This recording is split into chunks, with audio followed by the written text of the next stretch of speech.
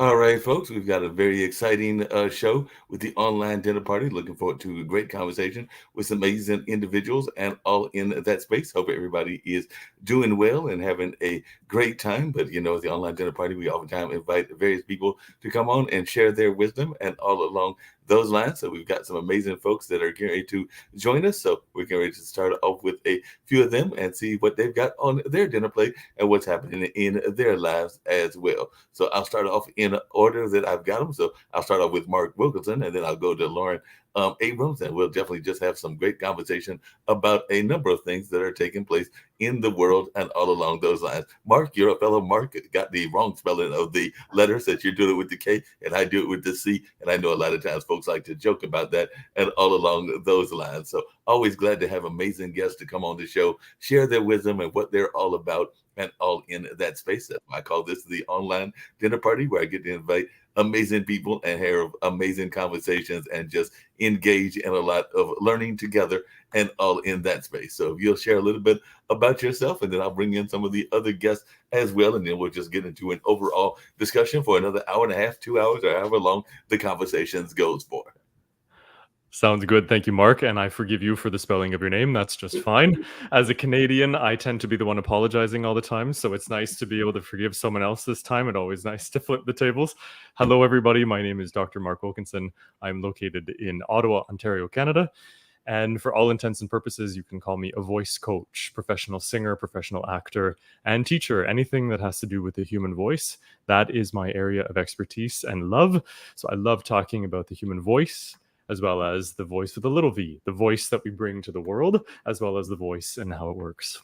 Well, that's one of the compliments I get all the time whenever I go to events and I do a lot of MCing work and a lot of other work. Folks are usually complimenting the voice and all in that space. So they usually tell me that I have a radio voice. And I'm like, well, I did start off in radio and as a teenager. So I would definitely naturally have a radio voice. But a lot of times people compliment it. I know that I just did a event not that long ago, and the person was like, wow, I could listen to that voice all day long. It might have even been in a clubhouse room or something like that. But definitely, I appreciate the compliments for those that like the melodious voice of my own sound and all in that space. So definitely, if you could share a little bit about the importance of voice coaching, because I think a lot of times people don't even think how important it can be in day-to-day life.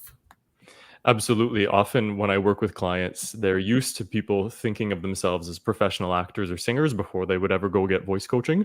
But I love to remind people that if you are a lawyer who talks all day to a judge, if you work in a call center and you talk to customers all day, if you're a teacher and you have to communicate messages, because so often our emotions that are shown through the voice tell a lot about what we're trying to get people to learn, then you too are a professional voice user. So one of the things that I get with my sort of quote unquote amateur people is they come to me after their voice is lost, whereas my professionals come to me so that they don't lose their voice. But then all of a sudden, when you've experienced losing your voice, you sort of become more of a professional voice user because you don't want to lose it again. Because when your voice goes away, you lose a sense of your identity. I mean, when you have a cold, a really, really bad cold, one of the first ways that you know you're feeling better is because your voice is starting to come back. You go, I sound like myself again. I feel like myself again. So even if we don't realize it consciously, unconsciously, our voices are so important to our sense of well-being, our sense of mobility throughout the world, our sense of confidence, our ability to be who we are and communicate that to other people, stand our ground, be who we are, take care of others, take care of ourselves. So much of that is in the voice. So one of the things I like to talk about is taking care of your whole body is taking care of your voice, because your voice is often a litmus test for how you're doing and how you're feeling. And of course, if you ask someone how they're doing and they go, I'm fine, you might go, are you though? Are you really fine? Because we can hear people's psychological and emotional states in their voices. I like to joke that I'm a bit of a lie detector test, to be honest, because you can just sort of tell in the cadence of someone's voice, in their tone quality, if there's just something, a note that's not quite right, that something might not totally be fully right with them. So the voice is a huge part of our lives. And like the Joni Mitchell song says, you don't know what you've got till it's gone, right? So I love helping people either get their voice back or not lose it in the first place. And along those same lines, I'm going to bring in Lauren Abrams. Like I said, we've got a host of folks that will be joining us on the dinner party today and all in that space. But along those same lines, what is your thoughts about people that are discovering their voice, but maybe not the voice in the traditional way that we're talking about? Because a lot of people are discovering their voice in the thought of what they are passionate about, whether that is their activism, whether that is their other kinds of use of voice. Because a lot of times people will think of voice in that manner because they are oftentimes willing to lend their voice to whatever the cause is. And that is where they oftentimes discover their voice, whether they are part of the LGBTQI community, whether they're part of women's rights, whether they're part of a number of other activism space. I would argue that to some degree, whether you admire her or don't admire her, Greta Thunberg has discovered her voice. And now, whether she is using that voice in a way that is beneficial to folks, that can be argued one way or the other. But I would say that as an activist, she has definitely discovered her voice and discovered it at a fairly young age. Because I think she got into that space when she was like a preteen and is now in the early part of her 20s, if I'm remembering her age correctly, and all along those lines. But what are your thoughts about that tone of voice? Because sometimes when we hear people think of voice, they are thinking of voice as a activism term. Well, absolutely. And one of the things that our job as voice teachers is to do is to remind people that you don't have to sound like anybody else. The purpose is to sound like you. And if you think about Greta, she doesn't have a big voice in terms of the instrument size and the volume. Gloria Steinem doesn't have a big voice. Gloria Steinem, who is the leader of the feminist movement in the second half of the 20th century, is actually very soft-spoken and doesn't have a lot of changes of inflection to her voice. Sometimes we think that to have a big voice is to have that Dr. King powerful, big voice that we're used to. Or if you're a singer, I always joke, if Whitney Houston is your litmus test, well, then you're going to think no one can sing, right? So it's all about what you're used to. So finding your voice doesn't necessarily mean sounding like anybody else. In fact, it's quite the opposite. It's about finding what your voice is. Where do you fit in and what makes you feel comfortable in that space? And when you stop trying to sound like anyone else, you will start talking like yourself. You will start feeling like yourself. And then we get into what I call the capital V and the little v voice, right? There's the voice, but then there's your voice. And so I absolutely work with my clients, be they professional actors and singers to the everyday teacher and lawyer, to say, yes, but how do you feel about that? I don't want you to come to me to have me turn you into something that you're not. Sometimes quiet people can be leaders too. Sometimes shy people can bring something to the table because you balance out everybody else's energy. So finding your voice doesn't mean sounding like a sort of prescripted way of being. And, I even observed that as a Canadian living in the US for a few years. When I lived in the US, with love and respect, I would offer to you that you are a slightly louder country than I'm used to. You have proud USA voices, right? And so comparing me to you wouldn't really make sense because I am who I am and you are who you are, and that's okay. So we can't necessarily find one way of having a voice, right? We have to be who we are. And moving through different parts of the world has been a wonderful way for me to observe myself in other contexts and find my voice in contexts where I was very uncomfortable, but could I bring my whole voice with me? No, that makes a lot of sense. And, speaking of voice, and I'm going to bring Lauren in, and she's going to share a little bit about her story as well. And we've got a number of other folks that will share their story along the lines also. But definitely, whenever we think of The Voice, we oftentimes think of the TV show The Voice. And I actually work with another talent show. We are the Road to the Apollo, and my friend Captain Newborn created that. And it is actually winners. And actually, one of the winners will be going back to the Apollo on August 12th, I believe is the date, or sometime in August that they'll be going to win hopefully their third round, because they've been up there twice and have won twice after we send them up there. And we've had other success as well. But sometimes we will compare ourselves to the other talent shows, and one of them is The Voice, because there's The Voice, there's America's Got Talent, there's a number of other things that are in that space. We personally think that we're better, but hey, that's just us being unmodest when we're doing our travel around, hopefully around the country eventually. But it started off in Durham, and now it's around the state. I think there might have been some examples set in other states. I believe Texas might have done one, and maybe even South Carolina. But definitely, we are always enjoying those kind of competitions and all along those lines. Lauren, if you'll share a little bit about yourself, and then, like I said, I'm gonna bring in some others. We're just gonna have a fun dialogue about a number of things. But Lauren, if you'll share a little bit about yourself, and then I'll bring in some of the other folks as well. Yeah, I'm Lauren Abrams. I have a podcast, 52 Weeks of Hope, where people talk about the hardest challenge they've overcome, how they did it, and they give a message of hope.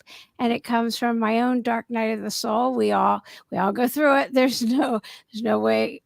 We all have our turn in going through it. The only way through is through. And when I went through mine, I was like, what the hell was that? And I'm always really grateful for my life and everything in it. And when I went through this particular one, I went through kind of like, why are we here?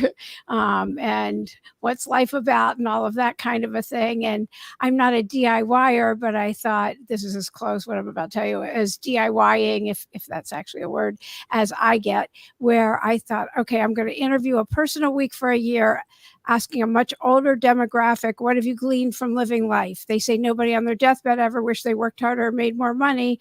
So I was going to go out and ask a person a week, tell me, what have you learned from living life? And I started doing that. I started actually asking, I was a single mom raising 2 kids. I had full custody of both my kids and a thriving law practice and everything else. And so I was asking these, but like I said, a much older demographic, and people would divulge really personal information to me. And it was so rich and so good. I'd go home and I would write up what they told me in my own verbiage. And sometimes I'd send it to my best friend, and kind of funny, not making fun of them funny. But after about 2 months of doing this, I noticed some common themes. And I was like, this is so good. It's so rich. I can't keep it to myself. I have to share it. And I thought, I'll write one of those books where you open it up and you're like, that's just what I needed to hear, or just close it and randomly open it again and go, no, that's what I needed to hear. And I'll call it 52 Weeks of Hope. And then COVID hit and everything closed up, and I started podcasting, and I knew nothing. I just started podcasting. And this is where Mark and I think we're emailing a little bit, because I didn't even listen to podcasts, maybe an occasional Oprah, I don't know. And then I wasn't confined to LA, and I could talk to people all over the world. And first it was about how to create community and a lot of leaders and change agents.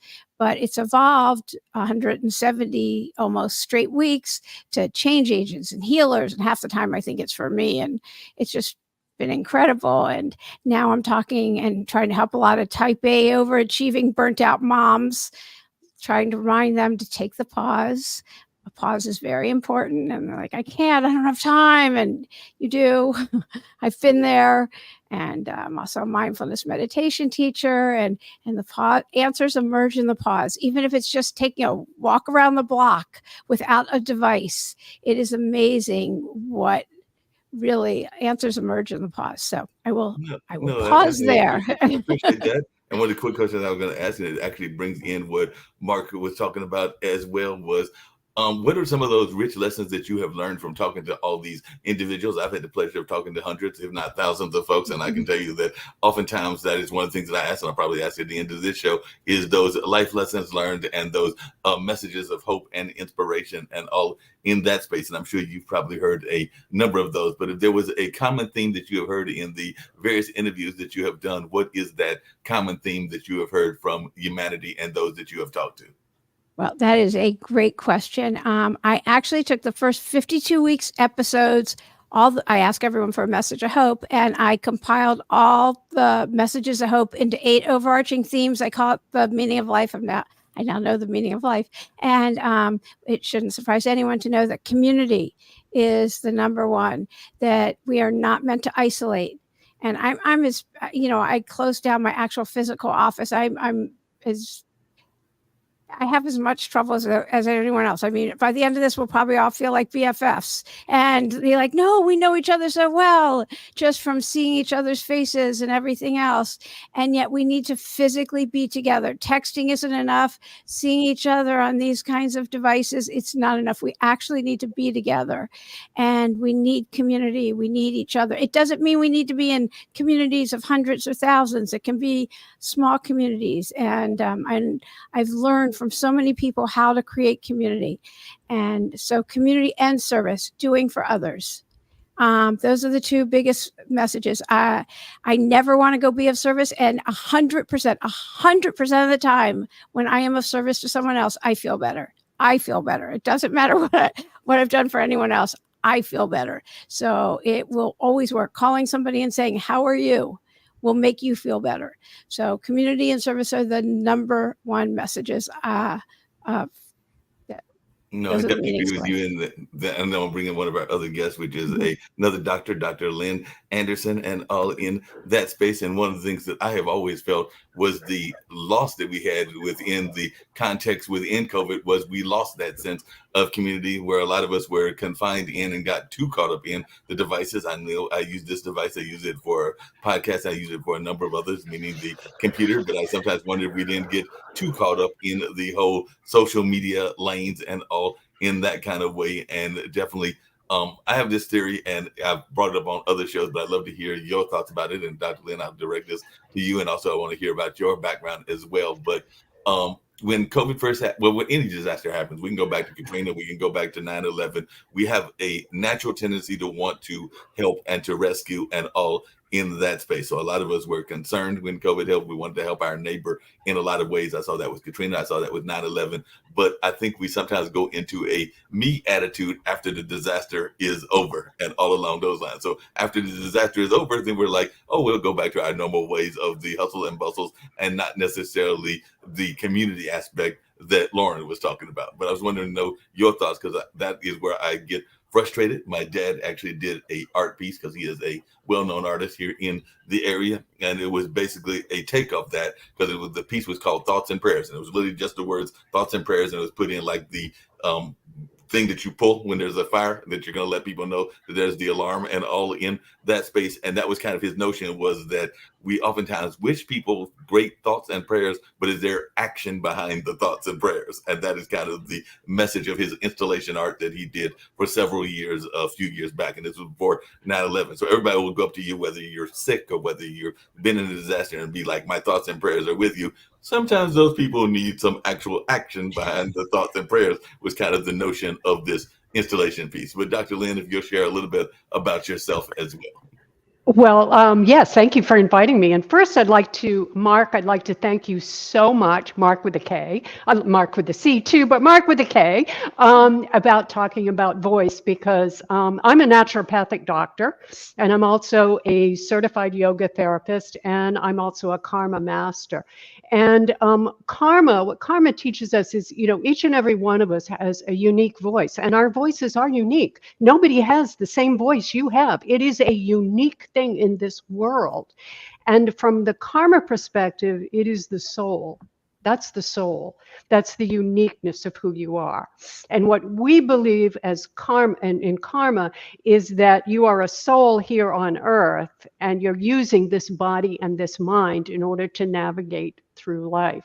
So I want to thank you so much for bringing up the voice, because the voice is so important, and it's so important, and it really does tell so much. If I go back to naturopathy, it tells so much about your health as well. Your mental health, your physical health, and your soulful health really can be understood through the voice, through the words you use and the intonation. So thank you so much for that. Thank you. And then to kind of bring you around, and Lauren, I'm probably one of your older people. I've been around for a while. I turned 70 this year. So and there goes the earring. And turning 70 this year, I was listening to what she said, and I thought about, I'm asked quite often, what would I say, after all these years and everything I've been doing? And what I always tell people is the most important thing in life. First, the most important thing is your health. And second, behind that is to be true to yourself. And that's really a difficult thing for most people, to really step back and be true to yourself. Being true to yourself doesn't mean being selfish, because when you're true to yourself, you have so much more to give other people. And that's really what our mission is here on Earth. Our mission is to reach out and do what we can, make what we call punya. And punya means make good merits in this earth by giving more than what you take.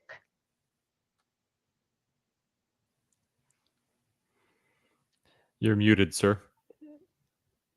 Got to can't- unmute myself. That always There- helps. That always helps in the course of a conversation. But one of the things that I was going to say to you, Dr. Lynn, is nobody that is watching this, and hope people don't take this the wrong way, is going to believe that you are 70, because you have definitely aged well at all along those lines. Because I'm going like, there's no way that she is 70 whatsoever. I'm thinking that you're like in the 40, 50 age range, maybe not even that. So the fact that you're saying 70 is a amazing compliment to yourself and the way that you have kept yourself up and all along those lines.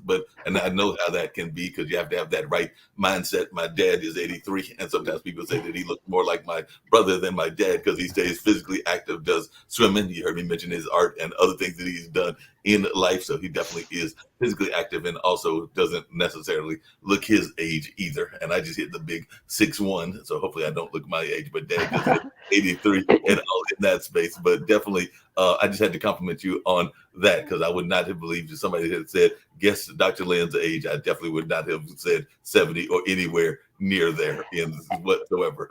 And I want to thank you very much for that, Mark. But I throw that out there because my whole life has been based upon health and fitness. And I've always said to people, look at where you want to be at each decade in your life. You know, where do you want to be in your 70s? Where do you want to be in your 80s? And I'll give you an example of something. I've been teaching yoga, I've been teaching fitness, and I've been teaching spin classes for over 30 years. And one of my goals was I wanted to teach a spin class when I turned 70. And I did it, and I'm still doing it. You know, and it's important to be able to do that, to put the most important thing, and you'll hear me say this over and over again, the most important thing in your life is your health. Without it, everything else is meaningless. And it's really, it all comes down to what we eat, what we do with exercising the body, how we sleep, and our mental attitude, and how soulful we are. And if we can, as a naturopath, we believe that if you balance out the energy of your body, your mind, and your soul, they all are integrated and balanced, you have perfect health. And that's the goal. Yeah, that's definitely the goal. And I was just admiring that. And my dad's significant other, who I think might be in either her 70s, in the latter part of that, or in her 80s, is a former dance critic and dance instructor. And she just recently did a dance performance. And I also know that there is a group here, I think they're called the Dancing Divas and One Dude or something like that. But they are a cheerleading squad, and they are all in their latter years, or whatever we want to call them, the years in the middle age. And I'm personally going for 200, so I guess that would technically be our teen years and all in that space when you're in your 70s and all along those lines. But they are definitely engaged and staying active, to what you are saying, Dr. Lynn. And I know there was a cheerleading or drill team that I saw at the parade. I didn't go to it this year, so it must have been last year that I went to it, or so this is 2023, so it might have been 2021. And they literally had their numbers on the back of their jerseys, and the number was their age. So there are a number of things like that that are encouraging people to stay active when they get older. And I do think that that's something that more societies are trying to do, and definitely here in the West we're trying to do as well, is to stay active and not feel that you have to go just sit in a rocking chair as you get older, and all along those lines. So I'd love to hear your thoughts about staying active even when you get older, because you did mention that you are in that space as well. Mm-hmm. Well, I teach a class which is called Proactive Aging. And what we do is we work on things which are balance, flexibility, strength, and aerobic conditioning. Those things are important for the body. And it's important to have that mental attitude, as she said. You know, 70 is not old. I can tell you. I mean, I turned the corner to 70, and when I tell people I'm 70, I kind of look around like, who is that? Who's 70 here? Because I don't feel that way. I don't mentally have that kind of an attitude. I have the attitude that I'm going to get up and I'm going to do it every day. I'm going to do my best every day. But the first thing I'm going to do is I'm going to take care of Lynn. I'm going to make sure that she eats healthy. I'm going to make sure that she takes care of the things that are going to allow her to do the things which are called quality of life. Because once you can't do the everyday things that you want to do, once you can't take and swing your feet out of bed and put them on the floor and stand upright, you got a problem.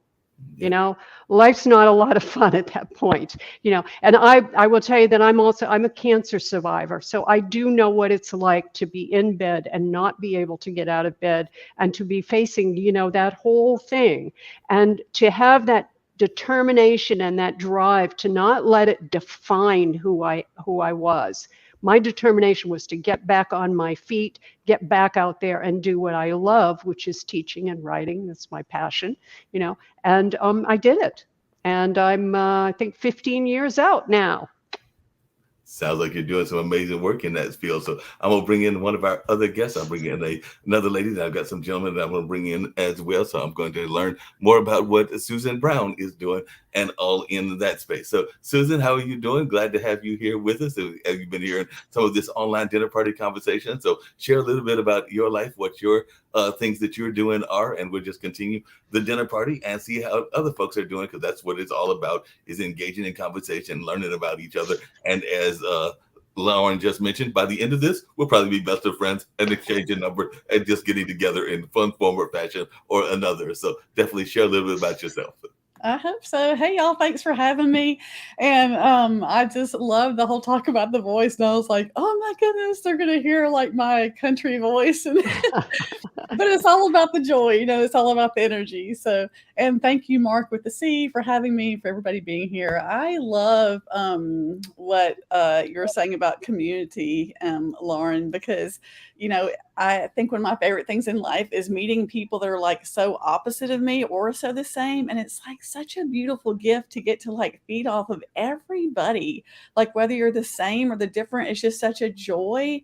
And I think that when you mentioned, Mark, that COVID happened, I think a little bit of that fell asleep in people. And there was all of a sudden this animosity. There was this line drawn in the sand. And it's like, that's not even a thing. We're all human beings, we're supposed to like, let's get on with it. And I'll tell you a little bit about myself, but a little secret is one of like literally my greatest thrill in all of life is lifting people up towards the greatness they were designed for. Like I will just die a happy woman because that is like my biggest thrill. But I am an author. I started off that way, and then it has evolved into being a speaker and now a legacy coach. And I'm also a real estate investor. So I kind of dabble in a lot of things. And Lauren, you and I have a lot in common because my first book is called 1 Year of Thankful Thursdays. And it's 52 Thankful Thursdays. So when I saw your 52 of Hope, I was like, oh yeah, look at that. Sister from another mister. So yeah, I have so much of that in common. And when I speak, it varies on what the person is asking for. I can, share inspirational stories of overcoming, specializing in that. Can speak to the health issues like Lynn, what you were talking about. My mom actually was she went from being a cancer surviving triathlete to a C1 quadriplegic in the blink of an eye in a car wreck, Christmas Day, 2005. And she was very young. She was 58. And I think our words have power. So I love what you said about 70, because I always say I'm 50 years young and people look at me. I'm like, well, I am, like I just turned 50 this year and I feel better than I ever have. I'm stronger than I've ever been. And I think one of my biggest things I love to do is wake people up to life, right? So much of we've like fallen asleep. And I'm sure, Mark with a K, you see with people's voices, right? It's one thing to be shy. It's another thing to be timid and scared of your own shadow. And I know because I used to be that person. And I'm sure Lauren sees it in the law and Lynn sees it in the health. And Mark, you see it, Mark with a C. And they're going to Mark with a C, Mark with a K. You see it. Everybody sees it in their line of work. But there's so much that's fallen asleep in our world. And then people are waking up to the wrong things. They're waking up to fighting or taking lines in the sand instead of like, what God has called them to do. Like you were talking about our own uniqueness. Everybody has their own uniqueness that they were equipped to do, and nobody in the whole history of the planet that's ever existed or ever will can do it like you. So I love waking people up to the ridiculous jaw-dropping gift of life, that we get to even exist on this planet at this moment in time, and each one of you and everybody out there listening was designed for a specific purpose. And the cool thing is it gets to change, right? As we grow and learn. I told my kids, I'm like, they're talking about school. When is it over? I'm like, well, good grief. I hope never. I hope I'm learning up until the day I die. Like, why would you want to stop learning and growing and evolving? I've been so many things in my life. It's like a changing the clouds on the regular. And I think we all have gotten to that point. So, but yes, at this point, my husband and I flip houses, and we've been asked to start teaching that. That's more of a side thing. And we have a lot of speaking engagements going on with the encouraging. And it's just a reminder too, that people are still discouraged and they want that permission, to be like, is it okay to have my voice like Mark teaches them? Is it okay to have hope like Lauren? Is it okay to go out and start to be healthy even though I'm overweight like Lynn? I mean, everybody, I think, just wants that permission to be like, yes, it is okay. Go be yourself. Go start today. It's okay if you're not where you want to be. That's okay. Today's a brand new day, the very beginning of your life. So yeah. I agree. And I was definitely going to just let you finish your thought and everything, but I was actually going to direct this back to Mark and then bring in one of our other guests. But sometimes there are various stereotypes that exist, and then we get caught up in those stereotypes. And as I'm hearing definitely the last guest, Miss Susan's voice, and I've definitely got some country slang that can come into my conversation as well, that sometimes people will have a stereotype. They'll hear that and they'll automatically go to the Beverly Hillbillies or Green Acres or a number of the other kinds of stereotypes. So I just wondered your thoughts about that, how we can sometimes make a judgment when we hear a voice that it is going to be a person of a certain type. Like I said, I've heard that voice, and there are others that hear the voice and they may be like, she must be from Appalachian. And for all I know, the woman could be from New York, and all in that space. These stereotypes that exist. But I'd love to hear, as a voice coach, your thoughts about that and how you sometimes have to deal with that stereotypes that exist as well. Absolutely. It's such a part of my life and my career. And what's been really interesting in the last few years is the way that what one would call the profession of people who work in the voice has really changed its own tune. And what I mean by that is, a lot of people for a long time would come to voice coaches to fix their accent. And then as voice coaches, we all asked ourselves, well, what's wrong with your accent? Why does it need fixing? And so we had this sort of epiphany, we need to do better moment, which I love for all of us, because we love to be right all the time. It's rare for human beings to say, hey, we could change and do better, right? So it was a great moment for us in our profession to say, maybe what people want is they want to be heard more. Maybe they want to be understood more, but that doesn't necessarily mean changing anything about them. And so we started to use a new term, which was accent clarity, making your accent clearer for people too, because we all get along. We all have to get along. We're no one's an island. We all live in this space together. We all share this earth together.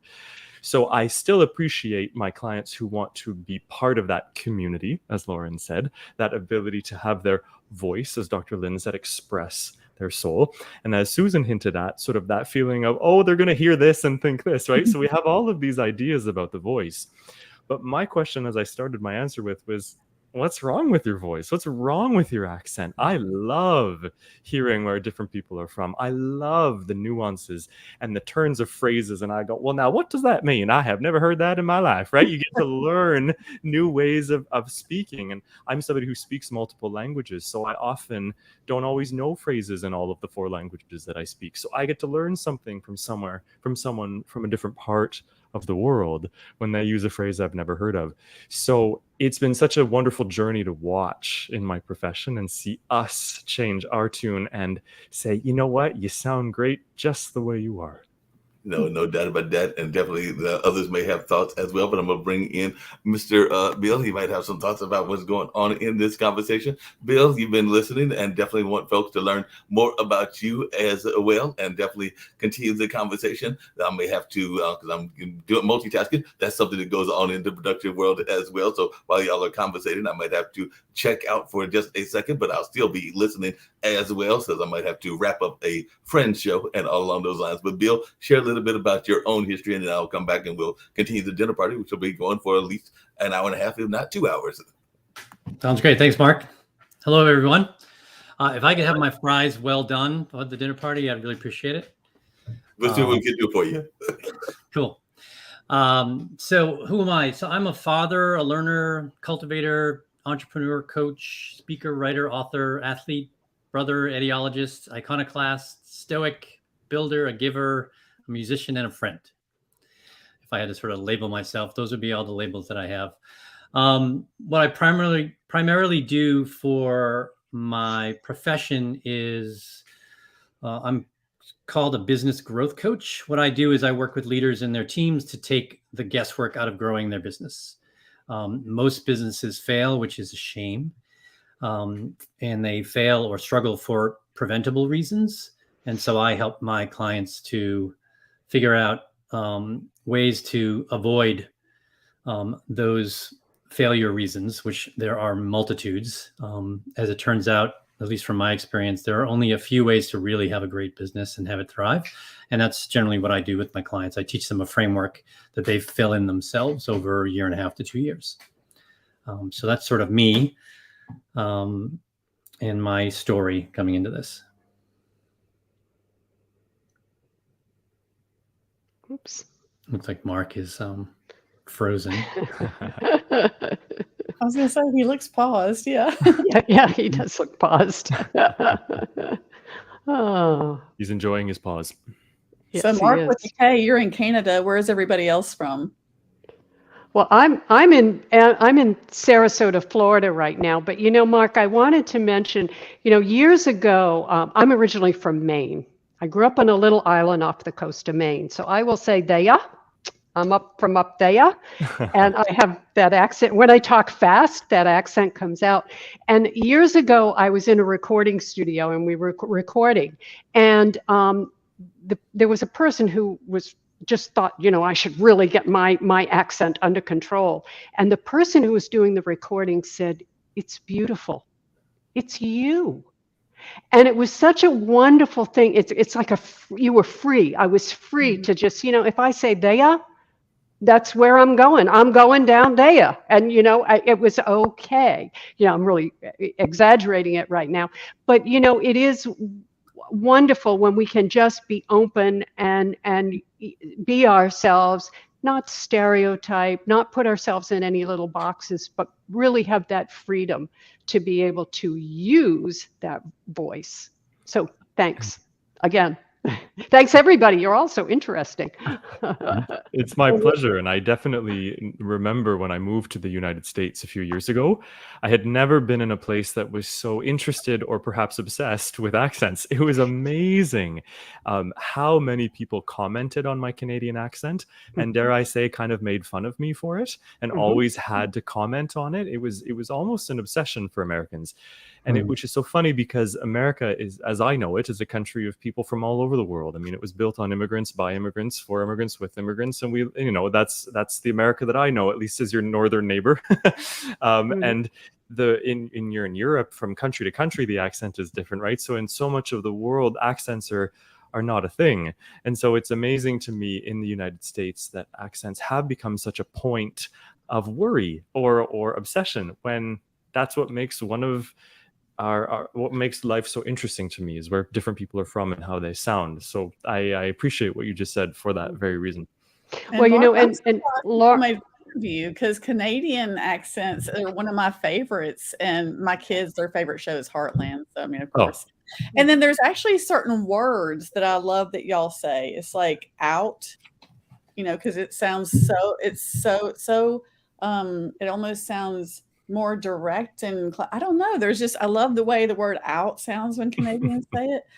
And Lynn, you're not far from me right now. I'm at the Gulf Coast of Alabama, where Alabama and Florida touch. Oh, okay. Okay. Well, I was going to say to Lauren, I moved to Florida during the pandemic from Los Angeles. I had lived in Los Angeles for 30 years. And when you talk about accents, if you're from a place, I mean, Los Angeles is a melting pot, and you get every accent and person in the world in Los Angeles. And that was one of the things that I just truly loved about Los Angeles, is I really got to learn so much about people from all over the world. Hey, along those same lines, I'm going to try to get back into the main computer, but that's the great thing about an online dinner party. You can adjust and all along those lines, so we'll keep the conversation going, and that's what I like having. And a dinner party is y'all are doing exactly what I like, which is keeping the conversation going, even when I'm having those technical difficulties and all along those lines. But just really quickly, Susan, you mentioned the similarities that you have to Lauren's book and all along those lines. So I was wondering, as I asked Lauren, what are some of those life things that you picked up from your conversations similar to what happened with Lauren, because you have a similar title, so maybe there are things that you picked up as well in the conversations that you had with your folks and the folks that you were meeting and talking to, just like Lauren did. Yes, absolutely. And there are things that talking to people all throughout life, people who sometimes also are either at what the world would call the bottom of the barrel struggling, or people who have seemingly achieved it all. And sorry for my backdrop, we're in the middle of moving, so there's literally boxes all around me. So that's why I had the backdrop set up. I know it gets a little weird, but I'm like moving my hands. But the one thing that everybody wants more than anything else in their life I've come across, and the cool thing is that nothing external can give this to us. And this is why you can make your first million and be like, oh, I thought unicorns were going to pop out of the sky, and like there was going to be like confetti going off, or I thought all of a sudden all my problems and struggles are going to go away. But the one thing that everybody wants at all times, regardless of what's going on, is peace of mind and contentedness. Mm-hmm. And that's not the same as complacency. So I have to say that right up front, because people go, oh, I don't want to be content. I'm like, you don't? What in the world? You want to be miserable internally the rest of your life? Because complacency to me is the opposite of contentedness. Contentedness is a God-given gift. It is like a skill, but you can learn it, of being truly appreciative of where you are, right where you are, no matter what. And that doesn't mean you're complacent and you're not going to work harder and do something different or whatever. But that's why you'll see people that have maybe achieved what the world calls success, a certain financial victory, and then they sell it all and want to travel the world. Or you might see somebody who's lost 200 pounds. I have a good friend of mine. She lost like 200 pounds, and she posts a lot of her NSVs, non-scale victories. Oh, I fit into these pants. I was able to fit into one plane seat, and so the joy in the journey and that peace of mind is what people are just craving, because we're always chasing and seeking something, right? But how beautiful it is to get to a place where you are so centered that even when things are squirrely and going nuts around you, it doesn't mean you don't have the typical ups and downs. Life isn't a linear path. We all know that. But just that you're able to come back centered and be like, it's going to be okay. But that true peace of mind and contentedness. And thankfully, after so many rocky roads of my own, as Lauren alluded, I know to hers, I've figured out a framework, and I share that with people. And a lot of it is just about taking back your power and being assured of who you are and staying in your lane, but knowing that you're open to go anywhere. But like we were talking about earlier, just not letting that thief of all joy comparison come into the game. You just used a phrase that I'd love to hear from Dr. Lynn about this and others as well. But a lot of times in business, folks will tell you to stay in your lane. Bill might have some thoughts about that also. But I sometimes wonder, do I always want to stay in my lane? Sometimes you might want to get outside of the lane, and sometimes you might even have insights outside of the lane as well. So I get where that notion is of staying in the lane. And definitely that is something we oftentimes hear from business folks. Sometimes there are more of the different types of managers. Sometimes I think there may be micromanagers. I think those are the ones that like to be more in control, like you to stay in your lane more than others do, and all in that space. So Bill, I directed to you, but do we really want to stay in our lane? And then I'd love to hear from a mindset thought pattern. Dr. Lynn's thoughts about that. So how often do we really want to stay in our lanes? Yeah, that's a great question. So I work a lot with teams because teams do most things in business, and being a good teammate actually requires you to step out of your lane. I would probably guess that people who are emphatic about you staying in your lane have more of a scarcity mindset than an abundance mindset. We all have things to bring to something. Our experiences enrich others. So I encourage folks to speak up if they have a thought, because it can, even though it may not be something that we do right away, it may spark another thought from someone else. And so at least in business wise, I know when I was in my 20s, I remember a piece of paper on the wall, and one of the things was stay in your lane. It was from a very frustrated leader who was annoyed with all of the things that were going on that were troubling him. And I've learned over the years that most of the things I learned in my 20s and 30s about business were actually wrong. And so I teach, those things that seem to be, if you do them well, are more appropriate and create more velocity and safety in your business in terms of being a good teammate. So that's sort of where I came from. But I'd love to hear from one of the other guests who also has a thought on that. Well, I guess that's me. What I would say is, from here to there in life is never a straight line, right? There's going to be ups and downs and detours and all kinds of places that you're going to have to go. And that brings me all the way back to, if you can stay true to yourself, doesn't matter what lane you're in, what lane you're out of, what detour you've got to take, what hill you got to climb, how far you got to go down. It's being true to yourself and staying on your path. And your path is your soulful path. And that's karma. That's how we see things, is that, you have a path and you're walking this path, and it is your individual unique path. But it doesn't have to do with restrictions of staying in any particular lane or not. So I think that's great that, how you address that, Bill, of, it's like, no, we don't have to stay here. We're diverse. We have to be able to change and move and be okay, and never lose our balance or our sense of ourself. I think also that that's the compare and despair. Like it's that whole thing, and you're always going to come up short when you do that. It's, or the imposter syndrome, like, who do I think I am? And going through all of that. You have to, in a business setting, you need mentors, you need to look to others, you have to do all of that. So I don't think Susan meant this in that way. Not speaking for you by any means, but it wasn't like in that way. But staying in your lane has to do with, like, mind your own business in a certain sense. And the compare and despair, for me, I'm always going to lose when I'm doing the compare and despair. And you're comparing your insides to somebody else's outsides and what you think's going on in their life, because you never know what's going on in somebody else's life.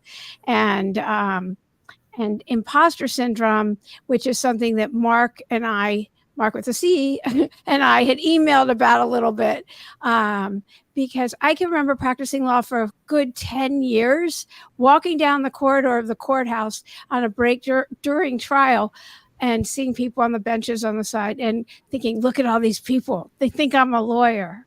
I am a lawyer. Like, I've been practicing. I put myself through school and everything else, but like I've got them fooled. What? And, or when I started podcasting and being on Zoom and all the little boxes and everything else, and you can tell when people are texting and on their phones and stuff. And I'm like, oh my God, they're talking about me. And when did I become that self-centered person? They're talking about me did you hear Lauren started a podcast? Like, what? When did I become that person? Who does she think she is? And stuff like that. Like, that is imposter syndrome, and it's fear. It's fear that people are talking about me and all of that stuff. And I have to feel it. You have to feel the feelings and all of that, or else it's going to come out as trauma. I've learned that. I've talked to enough people about this. So I said half the time I think this is for me. It's going to come out as trauma someplace else. I have to make sure I'm breathing. I've learned a lot about breath. And I have to walk through it. And then I get to, no matter what it is, and then I get to help somebody else with it. That's the service. Everything I learn, I get to help other people with. And so, I'll shut up and let somebody else talk now. No, you're fine. Yeah. I appreciate what you were saying, because when it's funny too, and it's just perspective, but that's why I love talking to people, is like, when I'm saying stay in your own lane, I'm thinking today when I was on the job site of the house renovation, I'm like, I'm so thankful I'm not the electrician, because the whole house would catch on fire, right? I'm like, that's not my lane. I am not the electrician. I am not the plumber that's going to be drilling, but I am the visionary. I am the one that sees the bigger picture. I can draw it out. So when I was explaining staying in your lane and that it veers off, is all the different things I've done on the regular, that's all part of my lane, right? And I think the thing is, I talk with a lot of women, and women feel like, oh, I have to be this, or I have to be this, or I have to be this. And it becomes hard to have like your center and your focus, so it's okay if your lane looks like, because they all do. But no, I agree with y'all that like this sit down and stay in the corner over there, stay in your lane. We're not having any of that jazz. Like that's not appropriate. That's not okay. And your lane can look crazy, but I'm most likely never going to be an underwater scuba diver, artist. I didn't get those skills, but everything else, the sky, it might be the limit, so. But and I think Lynn clarified it so well when she used the word path. Yes. Yeah. Find your path. Mm-hmm. I think the stay in your lane line always comes as a bit of a pejorative. It comes with a little bit, oh, what are you talking about? Stay in your lane. But when Lynn used the word path, to me, that opens up the idea that, as we know, paths are rarely not winding, right? They're usually, you go here, you try a little bit of this, you try a little bit of that. And so I really appreciated you, Lynn, for using that word path, because I think that's ultimately what Susan meant, is that idea of what's your path. Stay focused on your path and don't let it be like anybody else's. And then it doesn't have to be a lane where we're all competing for traffic through rush hour. It's just your path. And sometimes your path, like the five of us today, will cross with other people's paths. And what a beautiful opportunity that is. And so then it can be winding, because my goodness, who hasn't been through the mud? Who hasn't had the trauma, the tragedy, the joy, the excitement, the pain, all of the things of life, right? And so when you just see it as crossing paths, then that abundance mindset that Bill brought up so well is just there. You don't even have to think about it. It's just there. Mm-hmm. Well, karma is about a path. That's what it is. It's called soul walking. That's actually my series of books. They're all about soul walking and how to tap into your soul and walk that path in life. And what karma teaches us is that we are all here. We come in percentages, and there are only two things you cannot change in your whole life. You cannot change your individuality, and you cannot change your family of origin. You cannot change the sperm and the egg that made you. You cannot change that, and you can't change your individuality. And given that, we're all unique, and we're all on our unique path here. And where we kind of fall into a hole is when we start to compete and compare. Because how can a unique person here and how can you compare and compete? You're totally unique. And I think that's where a lot of people fall down as they get into that comparison and that competing, and they lose the fact that they are this beautiful, unique soul here on earth.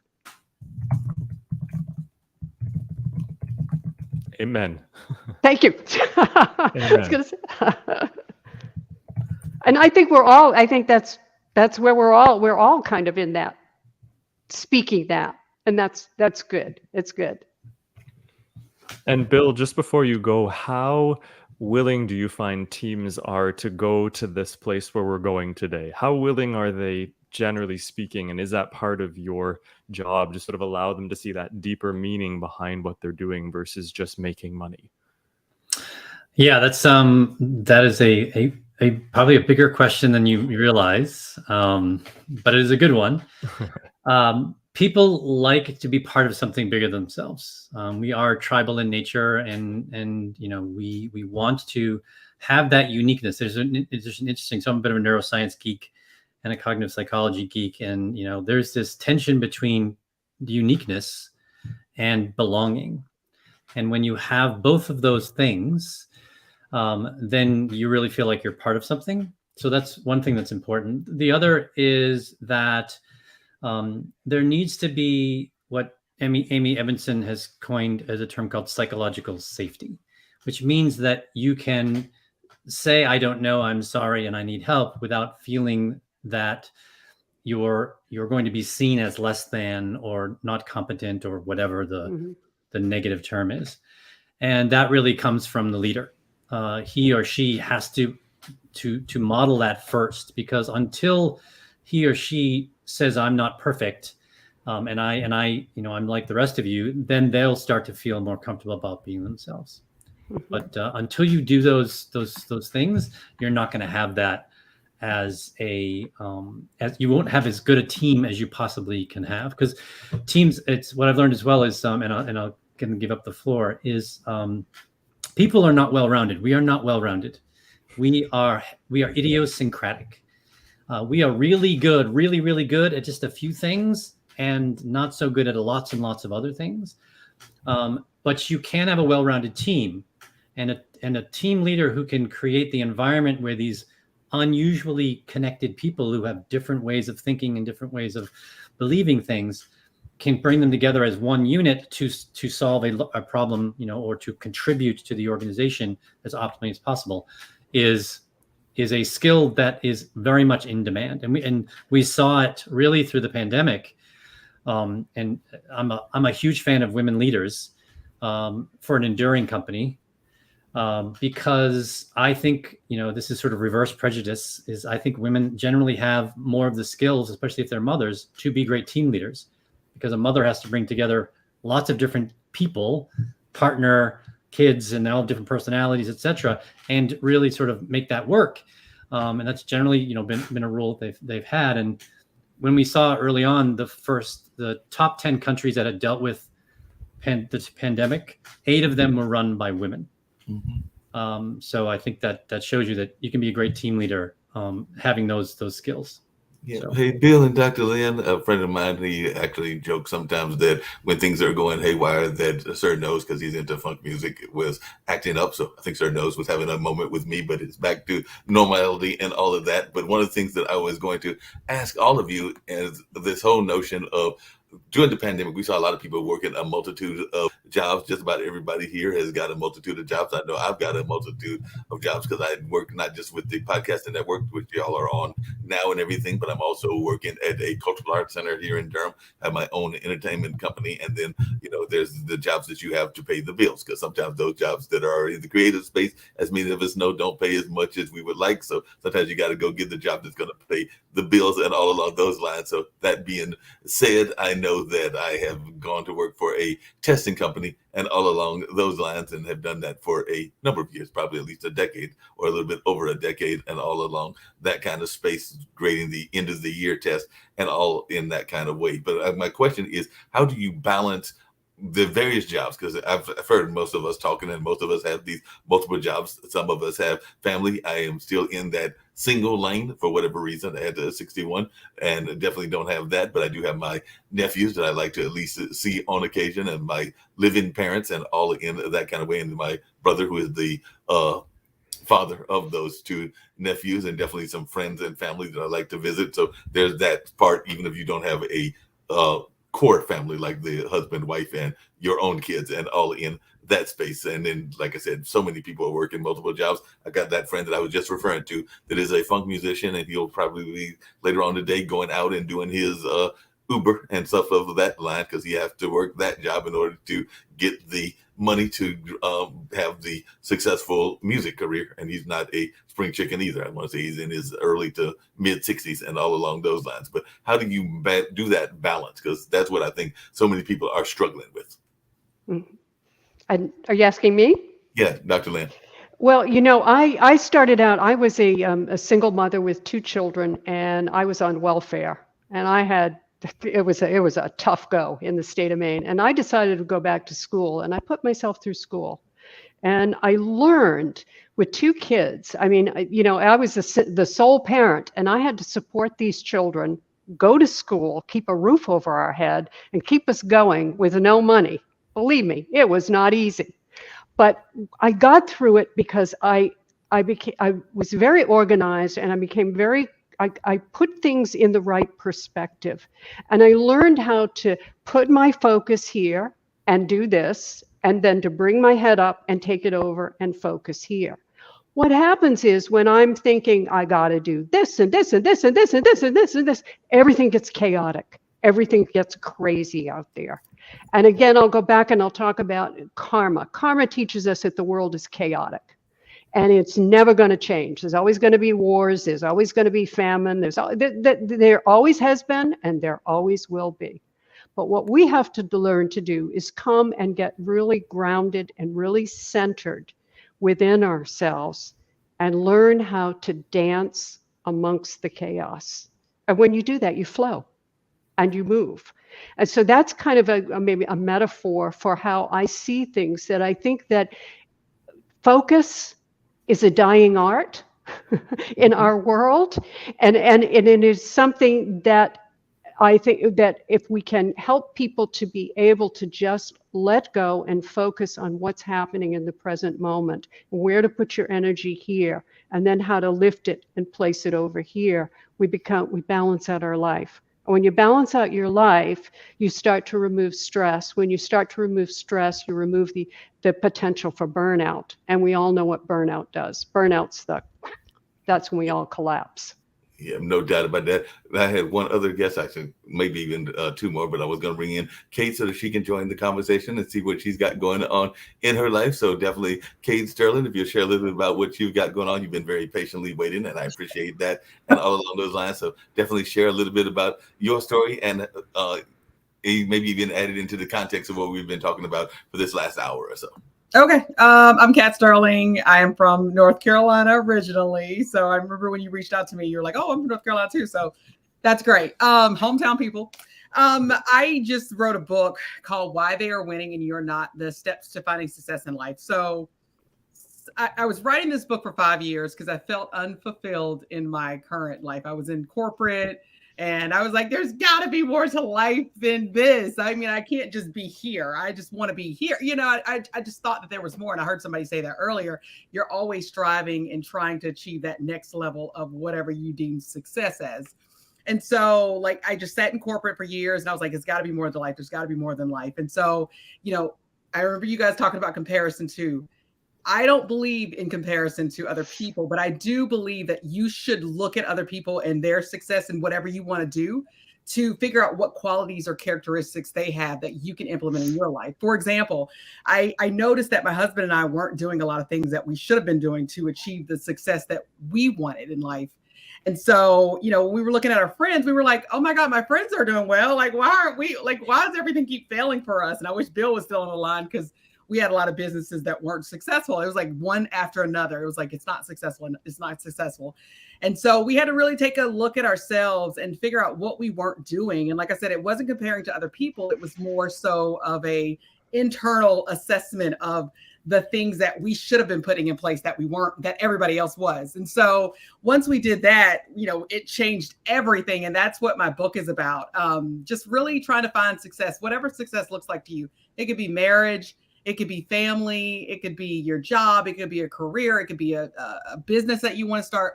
Whatever that is, figure it out, put those steps into play and figure out how to get there. And if that's, I heard somebody else talk about too, what's going to make you happy? Is that internal success for you? Is that success going to be fulfilling? Because it's always something. It's always the next level. And so, Yeah, that's what my book is about, and I hope you guys pick it up and read it. Yeah, definitely. And I definitely want to get the title of that book and everything. But Kat, along those same lines and what we've been talking about just in the course of this conversation, I know that there has been a rise, particularly during the pandemic and COVID, in entrepreneurship. And I sometimes get frustrated. Well, let me give you a couple of contexts. One, the network is very big on fiscal literacy. I know that the two founders, both Nick Palveda and Kim Calhoun, oftentimes wish that we would teach more of that in our school system, and they feel that we don't do a good job of that and would like to see more of that. And they are very avid about that and very much proponents of making sure that we are teaching about fiscal literacy. And on the flip side of that, I sometimes get frustrated, this is just me personally, when we are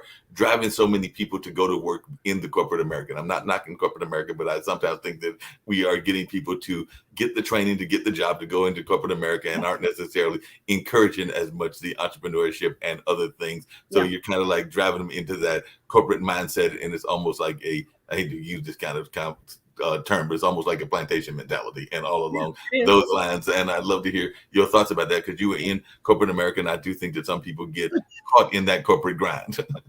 I mean, from birth, I was always told, go to school, go to school, go to school. And it's crazy because my dad was an entrepreneur, and I really didn't get the entrepreneurial spirit until I met my husband, who his name's Mark, by the way, with a K. So I didn't really get the entrepreneurial spirit because my parents were pushing college. So I didn't know anything else. That's all I knew. And that's all they told me in school. And then when I got out, and like I said, I met my husband, he's in network marketing. He does very well. I'm like, oh my gosh, I started being around all these people that had their own businesses. And I was like, oh my God. And it's so amazing. It's women, it's Black, it's white. I mean, there's so many people that are doing it on their own. And it was just eye-opening to me. So when I went out there and I found that you can make a living other than being in corporate, it was like the aha moment. And unfortunately, I just feel like we don't teach that in school. We don't teach that in school. And we don't teach financial literacy. Like, I had tons of credit card debt coming out of college. I didn't know how to manage credit cards. We don't teach kids those basic things because I feel like we want to keep people at a ceiling and keep them stuck in debt and keep them employed and keep that employee mentality. It's so funny because I talked about this on another podcast the other day. If you read my book, it's a chapter in there where I talk about losing my job, right? Mm-hmm. I talk about losing my job. We're going to pause there. And so where was I going with this? Hold on. Sorry. Losing the job. I talk about losing my job. And so all of my employed friends said, oh my gosh, what are you going to do? Oh my God, my world would just fall apart. Oh my God. I mean, the sky was falling, and all of my entrepreneurial friends, they were like, congratulations, you're free. Totally different mindset, right? Just totally different mindset. So it's from birth, we're programmed. This is one way to go. Stay in this lane and you'll be fine. And that's how you achieve success in life. There's no other way but this. But you know what I'm finding is the younger generation is stepping outside of that box, which is a good thing. It's good and bad in a way because I feel like they're on TikTok and they're on Instagram and they're seeing these influencers and they want to be that. I'm like, no, there's tons of other ways you can do it besides that. But still, they have the mindset that I don't want to work a 9 to 5. And I think that's amazing. They're coming out of that mold. Yeah, but speaking of that, I definitely want to hear from Mark as well as other folks. Sometimes I wonder also about the impact that folks that you are working for have as well. Because I know that many years ago, I worked at a newspaper down in Florida at Boca Raton. It was a daily newspaper. There was another gentleman that was African-American, and I sometimes feel that he was more of a roadblock than a assistance in terms of helping other minorities and even other folks that had disadvantages, whether that was women or other minorities other than African-American, and all in that space. Because I think he liked being the big fish in the small pond and felt threatened by others that were coming in a similar lane to his and everything. But I was wondering your thoughts around that, because that can be part of what goes on in corporate America as well. Yeah, absolutely. That's that scarcity mindset y'all talked about earlier. It's not enough room at the top for everybody else. So it's just me. I got to be here by myself. There's no room for you. And there's room for everybody. That's the thing. If we get out of that mindset, there's so many people we can help in the world, but people are just so, especially in our culture, unfortunately, it's like that plantation mentality. It's like, okay, I made it. I don't pull anybody else up, but I made it. That's all that matters. And it's unfortunate. And look at what I did over here. This is me. I did this. So, and that's unfortunate. Yeah, those are the same people that aren't happy too, though. The people that don't have that abundance, there is enough. I'll never forget when somebody whose office was down the hall started practicing the same kind of law as me.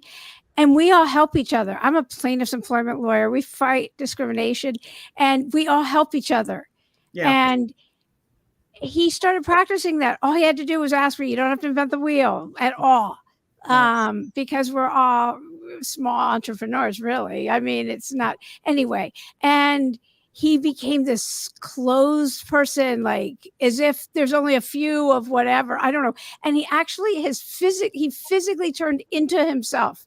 Like he became physically smaller. It was very interesting to watch, like a caricature. It was creepy. But anyway, and I mean, there is enough of everything, no matter what you're doing. There is enough. It is an abundant world. And your book has fabulous reviews, Kat. Congratulations. Thank you. Yeah. Yes, I was looking up definitely tell us the title of that book and everything. And I definitely want to hear from Susan's thoughts about the homeschooling notion, because I did see that in the chat. So I'd love to hear some of her observations about homeschooling. But Kat, definitely give us the title of that book. Oh, right now? Yes. Oh, it's why they are winning and you are not. The Steps to Finding Success in Life by Kat Sterling. So we'll pick it up when you can. Sounds great and everything. Susan, what was your observation about homeschooling? Because I know you put in the chat some of your own observations and some of the things that you had done in that space. Well, yeah, just what Kat was talking about. I mean, it's so obvious that like even basic things that like, I mean, back in the 70s, we were learning, to write cursive. I mean, I learned to drive on a stick shift. I mean, we're talking about basic life skills before we even get into the financial stuff, right? And then we all learned how to balance a checkbook and do the base. I think she froze and everything. But yeah, agree that the basics and all along those lines. Hopefully, her internet. I'll just throw in that my girlfriend and I, this will show you our age, we think that they should bring back home economics to everybody. Oh, God, Teach people no. how to change a tire, how to do a wash, how to do the basics in life, Dr. Lynn, it's interesting you bring that up, because I was actually in a Clubhouse room yesterday in terms of that social app, and that was part of the discussion, because part of the discussion was whether men and women were willing to have people that were in those non-traditional roles, meaning whether women were accepting of some of the blue-collar workers, and also whether men were appreciative of a woman that can change her tires, or even a man that can actually do the dishes and washing and all along those lines. And I personally think that those are great qualities. One of the stories that I like to tell is that I eat out way too much. I know my faults, and one of them is I eat out way too much, and all along those lines. And that is because I never became a master at cooking. But my brother is a master at cooking, and part of the reason he is a master at cooking is because of a skill that y'all are seeing today and everything, which is I am very conversational and very much involved in that lane, and I've always been an avid reader and all along those lines. So when he was maybe around 3 or 4, he literally climbed on the oven, saw the cookbook that was on the shelf above, grabbed the cookbook, handed it to me. I read the cookbook. He learned to cook. So he's a great cook these days.